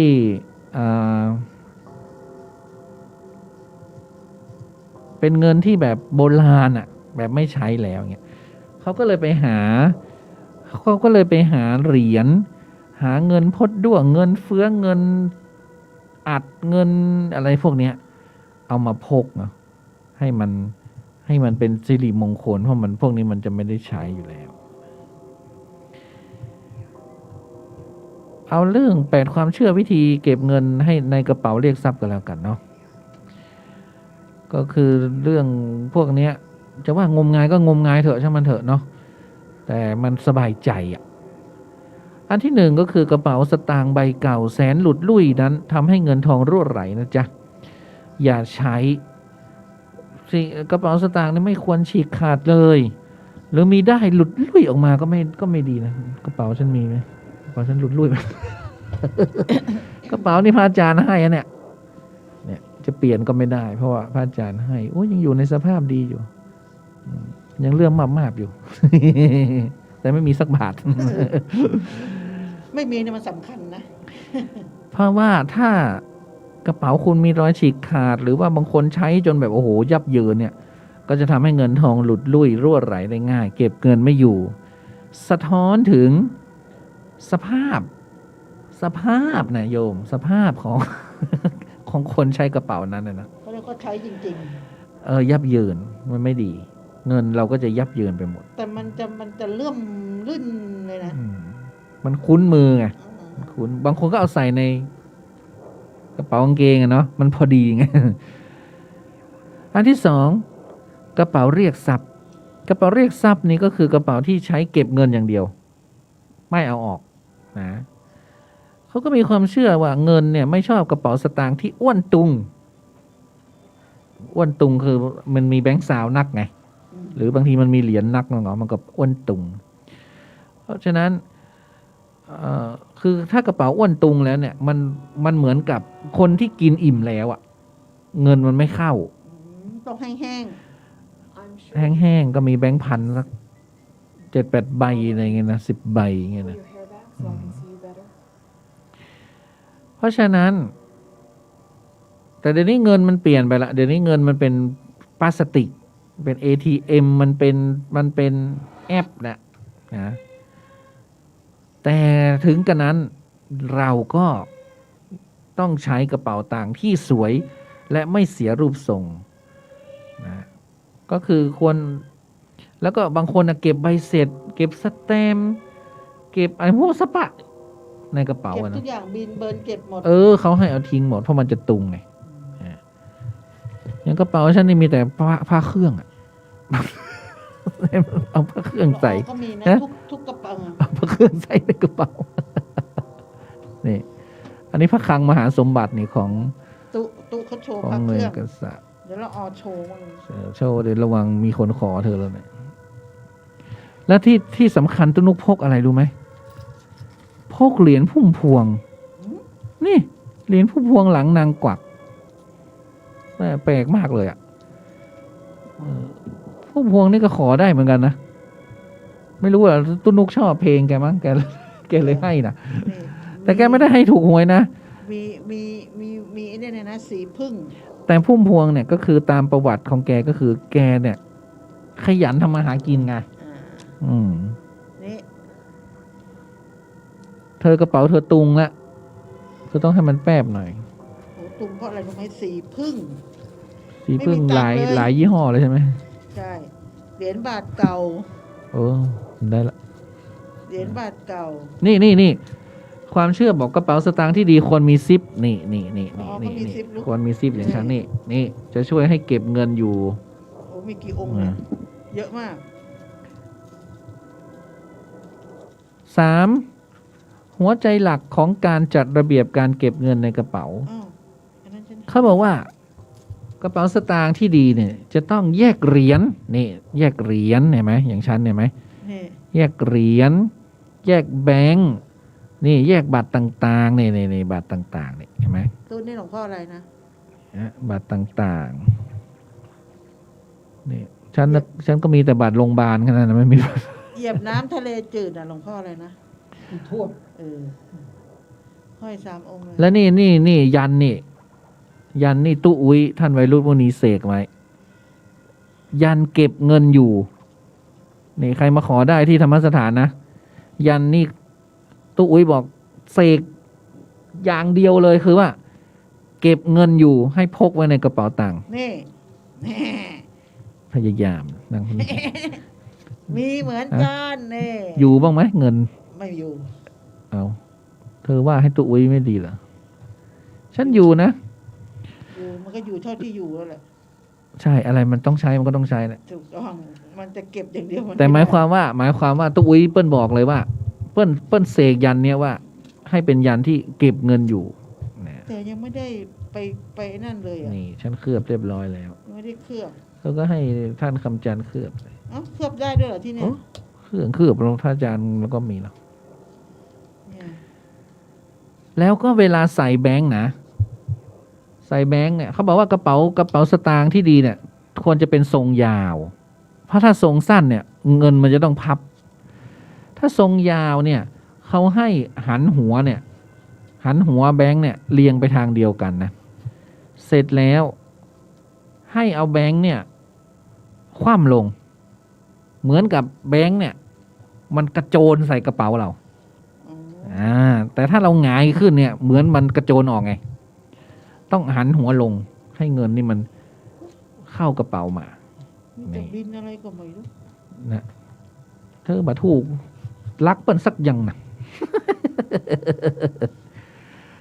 อันที่ 4อย่าปล่อยให้กระเป๋าสตางค์ของคุณว่างเปล่า ไม่เคยว่าง เพราะกระเป๋าสตางค์นี่เป็นสัญลักษณ์ของความอุดมสมบูรณ์ ควรเก็บเงินไว้ในจำนวนที่พอเหมาะ อย่าไปเก็บเยอะ ม มีอยู่120 140อันนั้นพอเหมาะของเธอแหละนอกจาก มีซิปเหมือนของตู้เนี่ย จะแสดงความอุดมสมบูรณ์และยังเผื่อในกรณีเราใช้จำเป็นต้องใช้เงินสด การมีบัตรอย่างเดียวไม่ได้สามารถไปได้ทุกที่นะนี่คือก็ต้องมีทั้งสองอย่างเนาะ บางที่มันก็ไม่มีที่จะกด หากดก็มาได้ อันที่ห้าอันนี้ฉันชอบอะหลีกเลี่ยงกระเป๋าสตางค์มือสองไม่รู้นี่ของพระอาจารย์นี่มือสองหรือมือหนึ่งกันรู้ อันนี้ น่าจะมือหนึ่งนะ อันนี้ก็มือหนึ่ง พระอาจารย์ให้มันก็ต้องเป็นมือหนึ่ง จา สิ กเป็นกะปิหมดแล้วเนี่ย ตอนนั้นพระอาจารย์เหมือนลื้อกระเป๋าออกมาจากในห้องแล้วฉันก็บอกโอ้ยพระอาจารย์ขอใบนี้นะเอานุกเอาไปใช้เอาไปสิพระอาจารย์ว่าอย่างงี้นั่นไม่ได้ให้นะตู้ขอ เอาพระอาจารย์ต้องขอนะถ้าไม่ขอแกไม่ให้นะ ที่ขอก็ไม่ให้ บางทีขอก็ยังไม่ให้นะถ้าคืมอกคืมใจแล้วก็ให้ บางทีไม่ได้ให้ด้วยมันอ้าวนุกเอาไปดูแลอย่างเงี้ย เออ ให้ไหมอะ ดูแล คือไม่ได้ให้ขาดไง ให้ใช้ตามใดที่ใช้ให้ใช้ได้เออ สีส้มสวยนะข้างล่าง สีแดงก็งาม เพราะฉะนั้นกระเป๋ามือสองเนี่ย มันก็เหมือนกับพลังงานของคนเก่าเขาอยู่ ถ้าคนเก่าเขามีการเงินที่ดีอย่างเงี้ยดี ไงเราไม่รู้ไง อย่างถ้าไอ้วันเปลี่ยนกระเป๋าสตางค์เนี่ยเราออกไปขอ บอกเนอะ ไปขอเศรษฐีอย่างเงี้ย แต่วันจะถ้าพี่จะขอเนอะกระเป๋ามือ2 วัน แต่ไม่ใช่เอาจนแบบเยินไม่ได้นะเอามันเป็นเศรษฐีไง มันก็จะ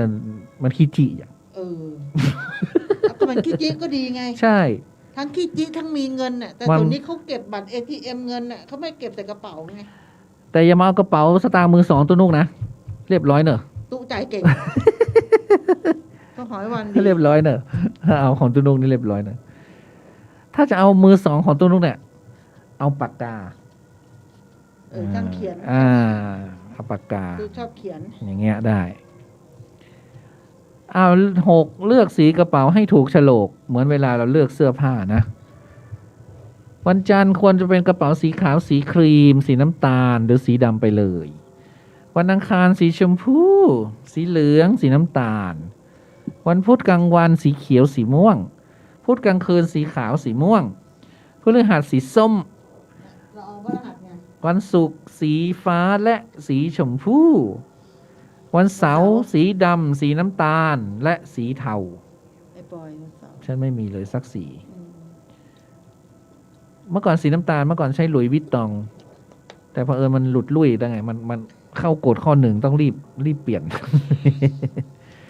ฉันไม่มีหลุยส์วิตตอง วันอาทิตย์สีแดง มีแต่ และ แม่กะลอง สีเขียว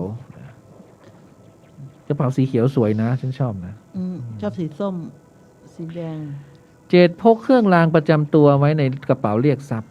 คือวันอะไรมั่ง ก็อย่างเช่นเงินขวัญถุงไง อืม เงินที่ได้มาจากพ่อจากแม่อย่างเงี้ยเงินขวัญถุง หรือเงินที่พระเขาให้อ่ะ อืม พระท่านให้อ่ะหรือเงินที่เอามาจากอย่างเงี้ยเอามาจากไอ้วันอย่างเงี้ยเอามาจากคนขี้จี้อย่างเงี้ย วัน เอามาให้ มันขี้จริงอ่ะเอามาบาท2 บาท เอามาใส่กระเป๋าไว้ ขวัญถุง แล้วก็เขียนว่า เอาไปทำไมบาท2 บาทเอามาสัก1,000 อุ้ย ให้เป็นขวัญถุงพี่ละอ่อน กระเป๋าก็จะเอาเงินขวัญถุงยาวแหม เอาได้กระเป๋า เธอ ปุ๊ นี่ บนะ เอาแต่ได้เลยนะ นะเสร็จแล้วสตังค์เนี่ยเซ็นลายเซ็นมาให้เรียบร้อยแล้วก็ อะไรนะเขาเรียกว่าสกีอะไรนะเคลือบมาให้เรียบร้อย เดี๋ยววันบอกหนูไม่ใช่เจ้าแม่นะ แล้วก็บางทีเงินที่เขาเก็บคือเงินที่มันมีเลข9ข้างหน้าเลข9ข้างหลัง หรือเลข9เยอะๆเยอะๆอย่างเงี้ย มี9มี6สีด้วยกันเก็บเงินมีเงินมีทอง ไม่บางคนเนี่ยไม่เหมือนกัน บางคนเขาพกเลข8เยอะๆเขาดี อืม บางคนเขาพกเลข1เยอะๆดีบางคนเขาพกเลข5เยอะๆดีอย่างเงี้ยแล้วแต่ความสบายใจรู้สึกว่า พกอะไรแล้วดีก็พก ถ้าพกแล้วเงินออกติ๊กเปลี่ยนเนาะ เสียอะไรยังเนี่ย แล้วก็ทางที่ดีนะขวัญถุงก็คือ ใช้เงินต่างประเทศไงพกแบงก์ดอลลาร์บางคนเขาพกแบงก์ดอลลาร์อย่างเงี้ยบางคนเขาพกแบงก์สิงคโปร์แบงก์ที่ประเทศที่มันรวยอะแบงก์ยูโรอย่างเงี้ย อยู่อีกกระเป๋าหนึ่ง เพราะมันใช้ไม่ได้เลยแล้ว ใช่ไหม ไปซื้อขนมโคกกระตึงไปได้เพื่อตึงมาเอา เอามันกี่บาทเนี่ยลูก ดอนหนึ่ง36 บาทบอกเอา เนี่ย ไม่ใช่เอาเงินกีบเงิน กีบ จาร์ด ไม่ อะไร ไหว ไม่เอานะ ถ้ากีบนี่หนาเป็นกระสอบ ดอลหนึ่ง อ่า ดอลลาร์เนี่ยใบหนึ่ง$1ก็36 บาทเดี๋ยวนี้เท่าไหร่แล้วตุ๊ก โอ้ไม่รู้ เราก็จำแค่36ก็ไม่รู้มันขึ้นมันมาก แล้วก็ ค่าเงินมาก อย่างบางคนเขาก็พก อย่างพระอาจารย์เนี่ยมีเงินขวัญถุงเยอะเลย แต่เป็นเงินอินเดียไงแกให้พกไว้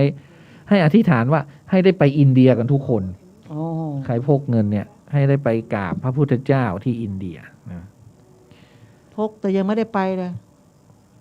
ข้อสุดท้าย เงินนี่มันมีชีวิตนะคุณปฏิบัติดีต่อกระเป๋าเงินยังไง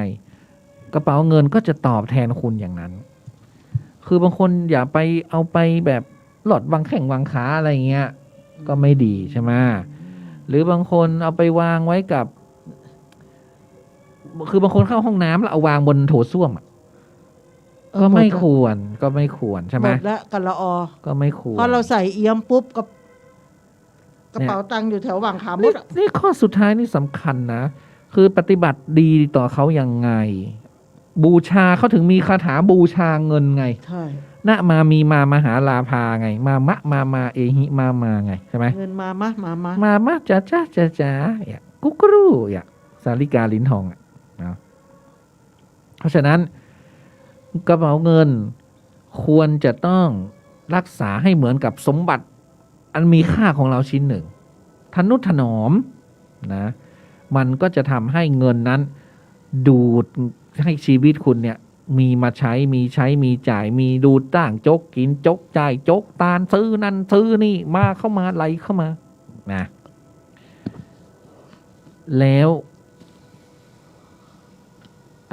บางทีบางคนไม่ใช้กระเป๋าสตางค์ก็ไม่ดีนะ ไม่ดี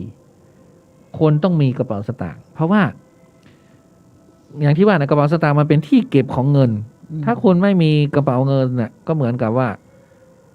มันต้องเก็บเงินเก็บบัตรต่างๆ ไม่เหมือนกับว่าคุณก็ต้องเสียเวลาในการหาเงินไง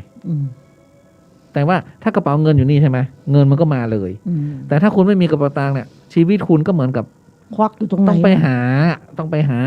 ทำอะไรนั่นทำนู่นทำนี่กว่าเงินจะมีอย่างเงี้ย เป็นต้นอันนี้ก็เป็นทิปดีๆที่วันนี้9 เดือน 9เล่าให้ฟังแล้ววันนี้ไปโรงกระสาบมาแล้วก็ทำให้นึกถึงว่าเงินนี่มันเขาก็มีความเชื่อนะอย่างที่ธรรมสถานเราก็มีสังฆทานทิปอธิษฐานอยู่ใบหนึ่งอุทิศให้เงินโดยเฉพาะเลย การเงินโดยเฉพาะเลย ใครที่การเงินแบบโอ้โหตกต่ำสุดๆให้เขียนใบนี้เลยคำอธิษฐานเรื่องด้านการเงิน ใบไหนอ่ะ โอ้เธอยังไม่รู้เรื่องเลยเธอ หยิบใบไหนได้ก็เขียนหมดอ่ะ เราจะปลดหนี้ปลดสินอย่างไรนะเอาละไปฟังเรื่องร้อนจ้า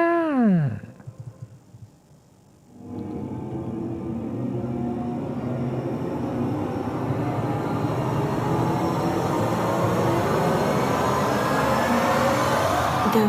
Hiền.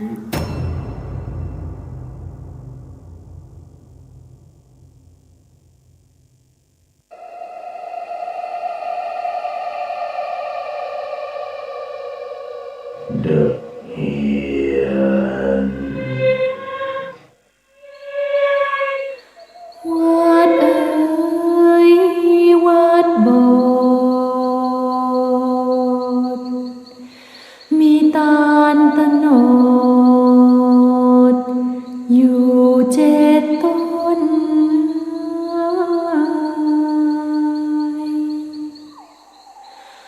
พ่อคุณทองก็ไปปล้น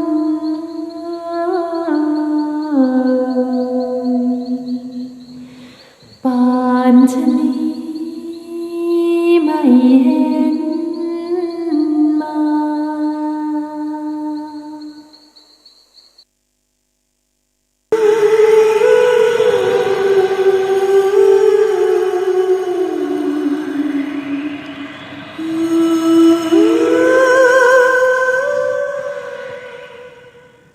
ต้องขอบอกก่อนเลยว่า อย่าเชื่อละออให้ฟังเป็นนิยายฟังหูไว้หูนะคะ เรื่องนี้มันก็มีชื่อเรื่องว่า เรื่องนี้ก็มีข้อคิดอยู่ว่า ผีเขมรสุดเฮี้ยน อืม ไม่รู้ละออเคยเล่าไปหรือเปล่านะเรื่องก็มีอยู่ว่า ย้อนกลับไปเมื่อไม่กี่ปีที่แล้วนี่แหละเขาบอกผู้เขียนเนี่ย กับพี่สาวเนี่ย ก็คือคุณแม่ของผู้เขียนเนี่ยนะคะเขาบอกว่าเขาไปเที่ยวที่กัมพูชา ซึ่งเป็นครั้งแรกที่เคยเขาบอกว่าเป็นครั้งแรกเลยที่ไปเที่ยวที่กัมพูชาที่นี่ก็เป็นเมืองหลวงนะคะ เมืองหลวงของที่กัมพูชาก็คือพนมเปญพนมเปญนี่คือทันสมัยนะ อืม ใช่ มีทุกอย่างเหมือนบ้านเรานะมีร้านอาหารเยอะแยะผู้คนมากมายนะคะ คนที่นี่เขาน่ารักมากคล้ายกับเมืองไทยทุกอย่างนะคะไม่ว่าจะเป็นอาหารที่มีรสชาติคล้ายบ้านเรานะคะ แล้วที่เมืองหลวงเนี่ยก็ไม่มีใครรู้คนใหม่ๆหรือคนเก่าเนี่ยอาจจะรู้คนใหม่ๆรุ่นใหม่นั้นไม่รู้หรอกว่าที่เมืองหลวงเนี่ยเคยมีโศกนาฏกรรมนะคะ เรื่องการฆ่าล้างเผ่าพันธุ์นะคะ ที่เขาบอกว่าพวก เขมรแดง ใช่ นานละ นานมากก็คือเป็นเรื่องที่แบบน่าสะเทือนใจ เรื่องนี้มันก็ไม่นานไม่กี่ปีนี่เองนะทุกแต่ไอ้เรื่องที่ฆ่าเผ่าพันธุ์เนี่ย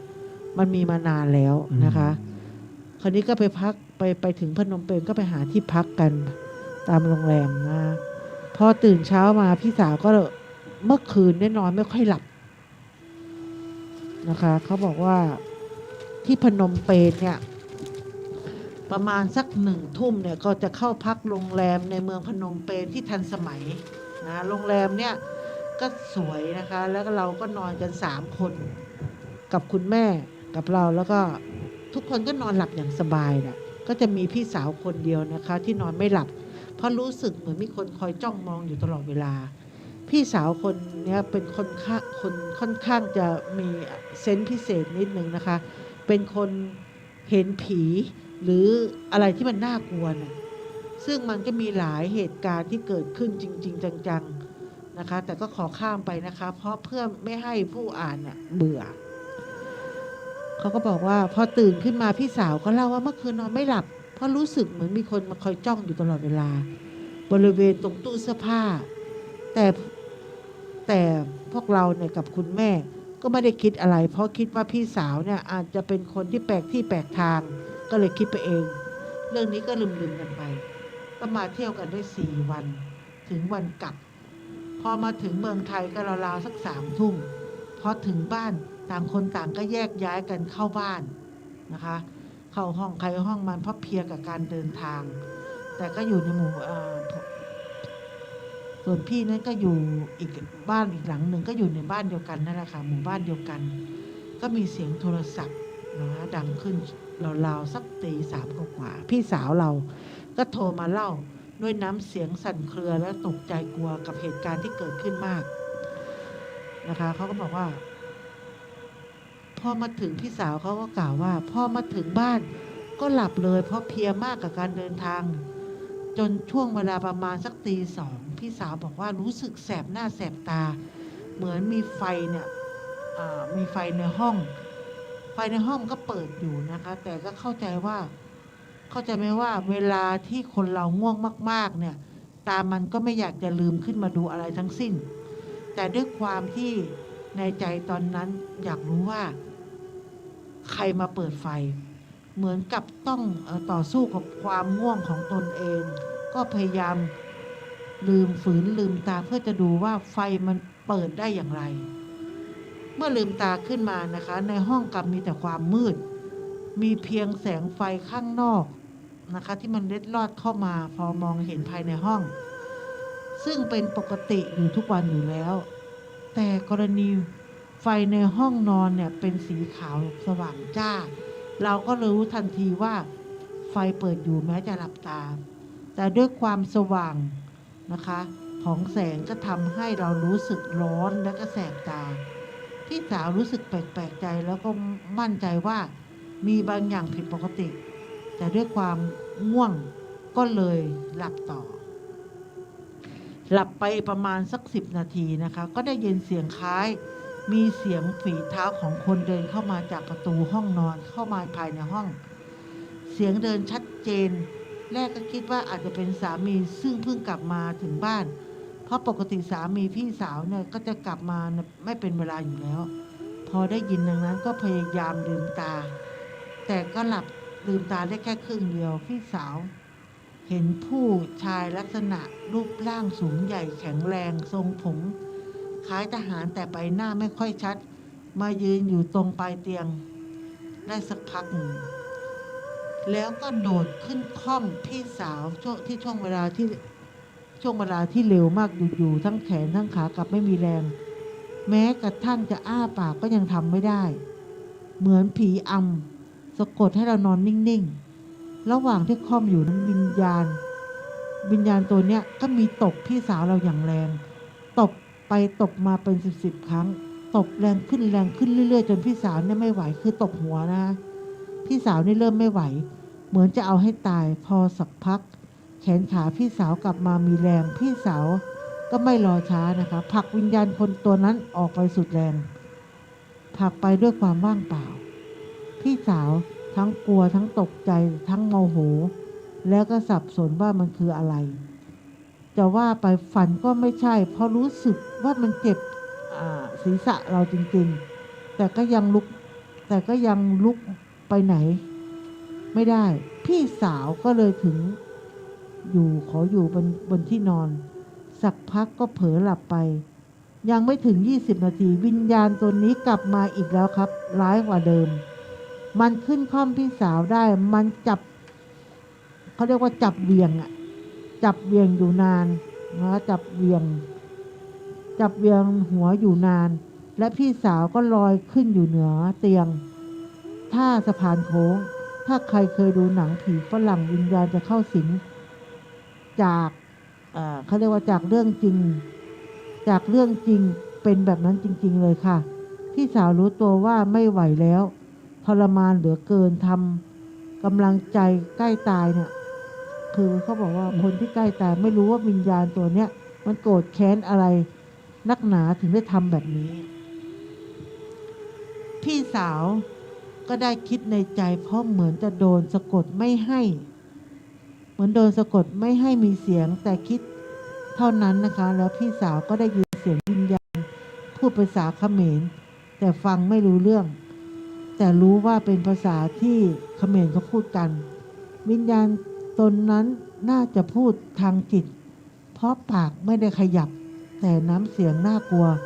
เหมือนโกรธแค้นกันมานานนะคะ ในใจพี่สาวเนี่ยตอนนั้นก็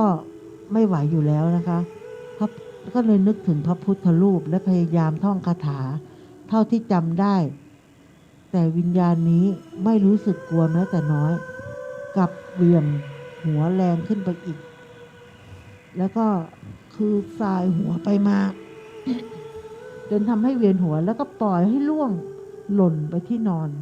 อย่างนั้นสลับไปมาอยู่20 นาทีซึ่งก็น่ามันก็นานอยู่นะคะจากที่พี่สาวกลัวมากกลับกลายเป็นโมโหก็เลยทั้งด่าทั้งแช่งไม่ให้ผุดให้เกิดแต่นึกในใจเท่านั้นวิญญาณก็มีอันตพาลหายไปซึ่งในเวลานั้นพี่สาวหลุดจากวิญญาณมาได้ก็รีบเปิดไฟแล้วก็รีบรวบรวมสติว่ามันคืออะไรรู้สึกเจ็บเนื้อเจ็บตัวเจ็บศีรษะแล้วก็ซึ่งมัน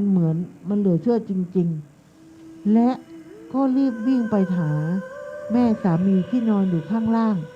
บอกว่าผีวิญญาณเข้ามาหาแล้วก็เข้ามาทำร้ายแม่สามีเลยเอาพระมาคล้องไว้แล้วก็สรุปคือจริงๆแล้วเขาบอกว่าสรุปคือนั่นแหละแทบจะไม่ได้นอนพี่ พี่สาวก็รีบโทรหาเรา เดี๋ยวนั้นแล้วก็เล่าเรื่องสยดสยองน่ากลัวที่ได้เจอนะคะ มันสุดหลอนมาก พอแม่สามีก็เลยเอาพระมาให้ พอเช้าก็รีบมาใส่บาตรทำบุญอุทิศส่วนกุศลให้กับวิญญาณเขมร หลังจากนั้นวันที่3พี่สาวก็ฝันว่าเห็นตัวเองอยู่ในยุคของเขมรแดง แต่งตัวเหมือนหมอแล้วก็มีกระเป๋าใบใหญ่สะพายข้างกำลังเดินทางพร้อมกับเขาเรียกว่าพร้อมกับชาวเขมรหลายร้อยคน แล้วก็มีคน ในเขาบอกว่าพอแต่งตัวเหมือนกันหมดก็มีกระเป๋าใบใหญ่นะคะกำลังเดินชาวเขมรหลายร้อยคน และก็เห็นคนตายมากที่โดนระเบิด เห็นรถไฟเห็นทหารเขมรแดง เห็นคนใกล้ตายกำลังขอความช่วยเหลือนะคะ อยู่ๆมือของพี่สาวก็โดนไฟลวกมือทั้งสองข้าง พอตื่นเช้าขึ้นมาก็นึกถึงว่าความฝันของตัวเองแต่นั่งดูอีกทีหนึ่งบอกว่าทำไมพี่สาวมือถึงเหี่ยวเหมือนคนอายุ80มาตั้งแต่เกิด แต่พี่สาวเป็นคนสวยมากนะคะ ตอนนี้อายุ40แล้วแต่มือเหี่ยวมากพี่สาวเกิดวันที่15 เมษายน 18และช่วงยุคเขมรแดงก็เกิดสงครามเมื่อต้นปี2518พอดีเลยค่ะก็แปลกดีนะคะมันเป็นช่วงบังเอิญเหลือเกินที่มีหลายคนตายจำนวนมากเท่าที่ทราบประมาณ2 ล้านขึ้นไปเพียงคนไม่กี่คนที่มีความคิดสุดโต่งฆ่าทำลายล้างพี่น้องชาวเขมรแล้วก็เขาเรียกว่าไม่เหลือเลยตายจำนวนมากนะคะเขมรด้วยกันฆ่ากันเองพวกหมอนักวิชาการครูพระผู้มีความรู้และรัฐมนตรีที่เป็นฝ่ายตรงข้ามเขาก็ถือว่าพวกนี้รู้มากเกินไปเอาไว้ไม่ได้เป็นศัตรูเป็นปฏิบัติสำหรับพวกเขาฉะนั้นต้องกำจัดให้หมดโดยการฆ่าล้างโคตรคนกลุ่มนี้โดนคุมขังที่คุกก่อนที่จะโดนฆ่าใช้วิธีทรมานต่างๆนานาน่าสงสารมากเพราะโหดร้ายสุดจะพรรณนาไม่คิดไม่ฝันว่าจะฆ่าคนบริสุทธิ์เป็นล้านๆได้ขนาดนี้ผู้เขียนเชื่อว่าคนเราตายแล้วก็ต้องเกิดมาชดใช้กรรมนะคะไม่รู้จักจบจากสิ้นเวียนว่ายตายเกิดนะอย่างนี้เชื่อเรื่องของเขาเรียกว่าเชื่อเรื่องของภพของชาติที่แล้วทำอะไรไว้มันมีจริงๆดังนั้นตอนนี้เรายังมีชีวิตอยู่ก็ควรรีบสร้างบุญสร้างกุศลควรทำความดีให้มากที่สุดเท่าที่จะทำได้ไม่เบียดเบียนกันอย่ามัวแต่ผักวันประกันพรุ่งอยู่เลยนะคะเพราะเราไม่มีทางรู้ได้เลยว่าวันนี้หรือวันพรุ่งนี้เรายังมีชีวิตอยู่ไหมรีบสร้างคุณงามความดีกันเถอะค่ะก่อนพรุ่งนี้จะไม่มีให้เราสร้างนะคะเพราะเขาบอกว่าคนเนี้ยที่มือเหี่ยวน่ะเขาก็มีความคิดเห็นว่าอาจจะเป็นที่ว่าฆ่าคนเยอะนะคะคนตายคนโดนระเบิดเห็นรถไฟเห็นทหารเขมรแดงเขาบอกว่าคนใกล้ตายนะคะขอความช่วยเหลือแล้วพอตื่นขึ้นมานั่งดูมือตัวเองว่ามันชาติที่แล้วพี่ทำไมมือเหี่ยวเหมือนคน80ก็คือเขาในความฝันเขาเห็นเขาเป็นคนทำโต๊ะเขาก็เลยว่าพี่สาวเขามือเขาเนี่ยแค่40มือเขาเนี่ยไปทำไงเมื่ออดีตชาติเขาบอกว่าชาติภพชาติที่แล้วไงไปทำกับพวกพี่น้องเลยรูปงามแต่มือเนี่ยเหมือนคน80ซึ่งอายุเขาแค่40นะเขาบอกเขาเลยเชื่อเรื่องเวรเรื่องกรรมตั้งแต่สมัยที่เขาฆ่าเขมรแดงกันนั่นแหละนะคะก็บอกในยุคที่เกิดนั่นน่ะช่วงนั้นน่ะมันก็บังเอิญนะก็มีคนตายจำนวนมากเนี่ยก็คือความสุดโต่งเนี่ยพวกพี่น้องพวกเนี้ยคือเขามีความคิดไงพวกหมอพวกนักวิชาการพวกแพทย์พวกอะไรพวกเนี้ยรู้มากมันจะทำให้เขาเนี่ยทำงานไม่ได้พวกนี้จะกำจัดหมดใช้มือกำจัด มันก็เลยมีความผูกพันเพราะผีเนี่ย มันตามมาจากประเทศเขมรมาหาเขาถึงที่นะเอาจบค่ะ อ้าวมันเหลืออีกแหละเธอต้องเล่าให้มันครบสิ อ๋อ อีก4 นาที อีก3 นาทีละ เขาก็ยังพูดอยู่นี่ไงว่าทำอะไรไว้เราไม่รู้ว่าอดีตชาติเราเป็นอะไรชาตินี้ชาติหน้าชาติไหนก็ช่างเตอะมันตึงบุญกรรมตำแต่งมันตึงตาม อืม อดีตชาติเราอยู่กัมพูชา อดีตชาติละออเป็นเจ้าหญิงอยู่เขมร ไม่อันนั้นตุแล้วค่ะ ไม่มีคนดูให้เธอไม่ใช่เหรอ ว่าเธอเป็นเจ้าหญิงนางอักษรอ่ะ จะไม่ได้แล้ว แต่ถ้ามันอันนั้นคือคนอื่นที่เขาดู แต่ถ้าเรานั่งแล้วเราดูตัวเราระลึกเองอะ เธอเป็นอะไร เหมือนที่ตุ๊ระลึกว่าเป็นเจ้านางอะ ใช่ ตุ๊เป็นคนโบราณตัวใหญ่มือใหญ่นี่ไง ใช่ แล้วก็ชอบพกแหวนชอบใส่แหวนใส่นู่น มั ใส่ น นี่ มา ป็นสย เอง ก่น มีเองนะ นั่นแหละ คือตุ๊เป็นเจ้านางสมัยก่อนแล้วทำไมถึงปวดบ่า เพราะตุ๊ใช้ข้าทาสบริวารไง อืม แบกเสลี่ยงขึ้นวัดฝายหินนี่ไง อืม แล้วคราวนี้ตุ๊ก็หันไปมองพวกข้าทาสบริวารน่ะด้วยความสะใจพวกนางพวกข้าทาสบริวารหน้าบูดหน้าเบี้ยว แต่ตุ๊ก็ไม่ได้สนใจเชิดใส่ว่าฉันสะใจอะไรอย่างเงี้ย ส่วนละออทำไมติดสอยห้อยตามตุนุกอดีตชาติหนึ่งเคยเป็นคนรักชาติที่สองเคยเป็นลูก มาเป็นลูกฉันทำไม ก็ฉันก็ไม่อยากเป็นหรอก อดีตชาติเคยหนึ่งเป็นคนรักสองเป็นลูก ซึ่งเป็นคนรักซึ่งตุ๊กก็หินหลังให้นะ แล้วละออก็กอด ตุ๊กไม่เคยขัดขืน แต่ตุ๊กไม่ได้รักไง แต่ก็ไม่ได้ทิ้งอ่ะ ก็ไม่ขัดขืน เขาเรียกว่า ตุ๊กมีหลายคนไง เหมือนเฉย เฉยแต่ก็ไม่ขัดขืน แต่ก็เป็นคนรัก อืม แต่ฉันไม่ได้รักเธอฝังใจเพราะฉันมีคนข้างหน้า อืม เข้าใจป่ะ อันนี้ความฝันนะ อืม ความฝัน ช่วงนี้ละออก็ฝันเยอะฝันบ่อย กินมากฝันมาก กินน้ำตาลเยอะนะ ไม่ได้กินชิ้นเดียวนี่ก็แย่แล้วนะน้ำตากินปุ๊บนี่ปุ๊บ เอาล่ะ หมดเวลาหมดจ้า มุนาวะตัตตีโลโก สัตว์โลกย่อมเป็นไปตามกรรม สัตว์โลกย่อมเป็นไปตามกรรมทำดีก็ย่อมได้ดี ใช่ ทำชั่วมันก็ย่อมได้ชั่ว มันจะทำดีแล้วได้ดีมีที่ไหนทำดีทำชั่วได้ดีมีถมไป อันนั้นมันมองในแค่ในช่วง แคบ ในช่วงที่เขาเนี่ยยังเสวยบุญอันเก่าอันเดิมเขาอยู่ บุญเก่าเขาจะไม่หมด ถ้าบุญลงแล้วเนี่ย รับรองได้เลยเขาจะต้องได้รับผลอย่างแน่ เขาบ น อกว่า อน ผีซ้ำดำพลอย ใช่ ที่แท้ไม่ใช่หรอกกรรมคุณทำมา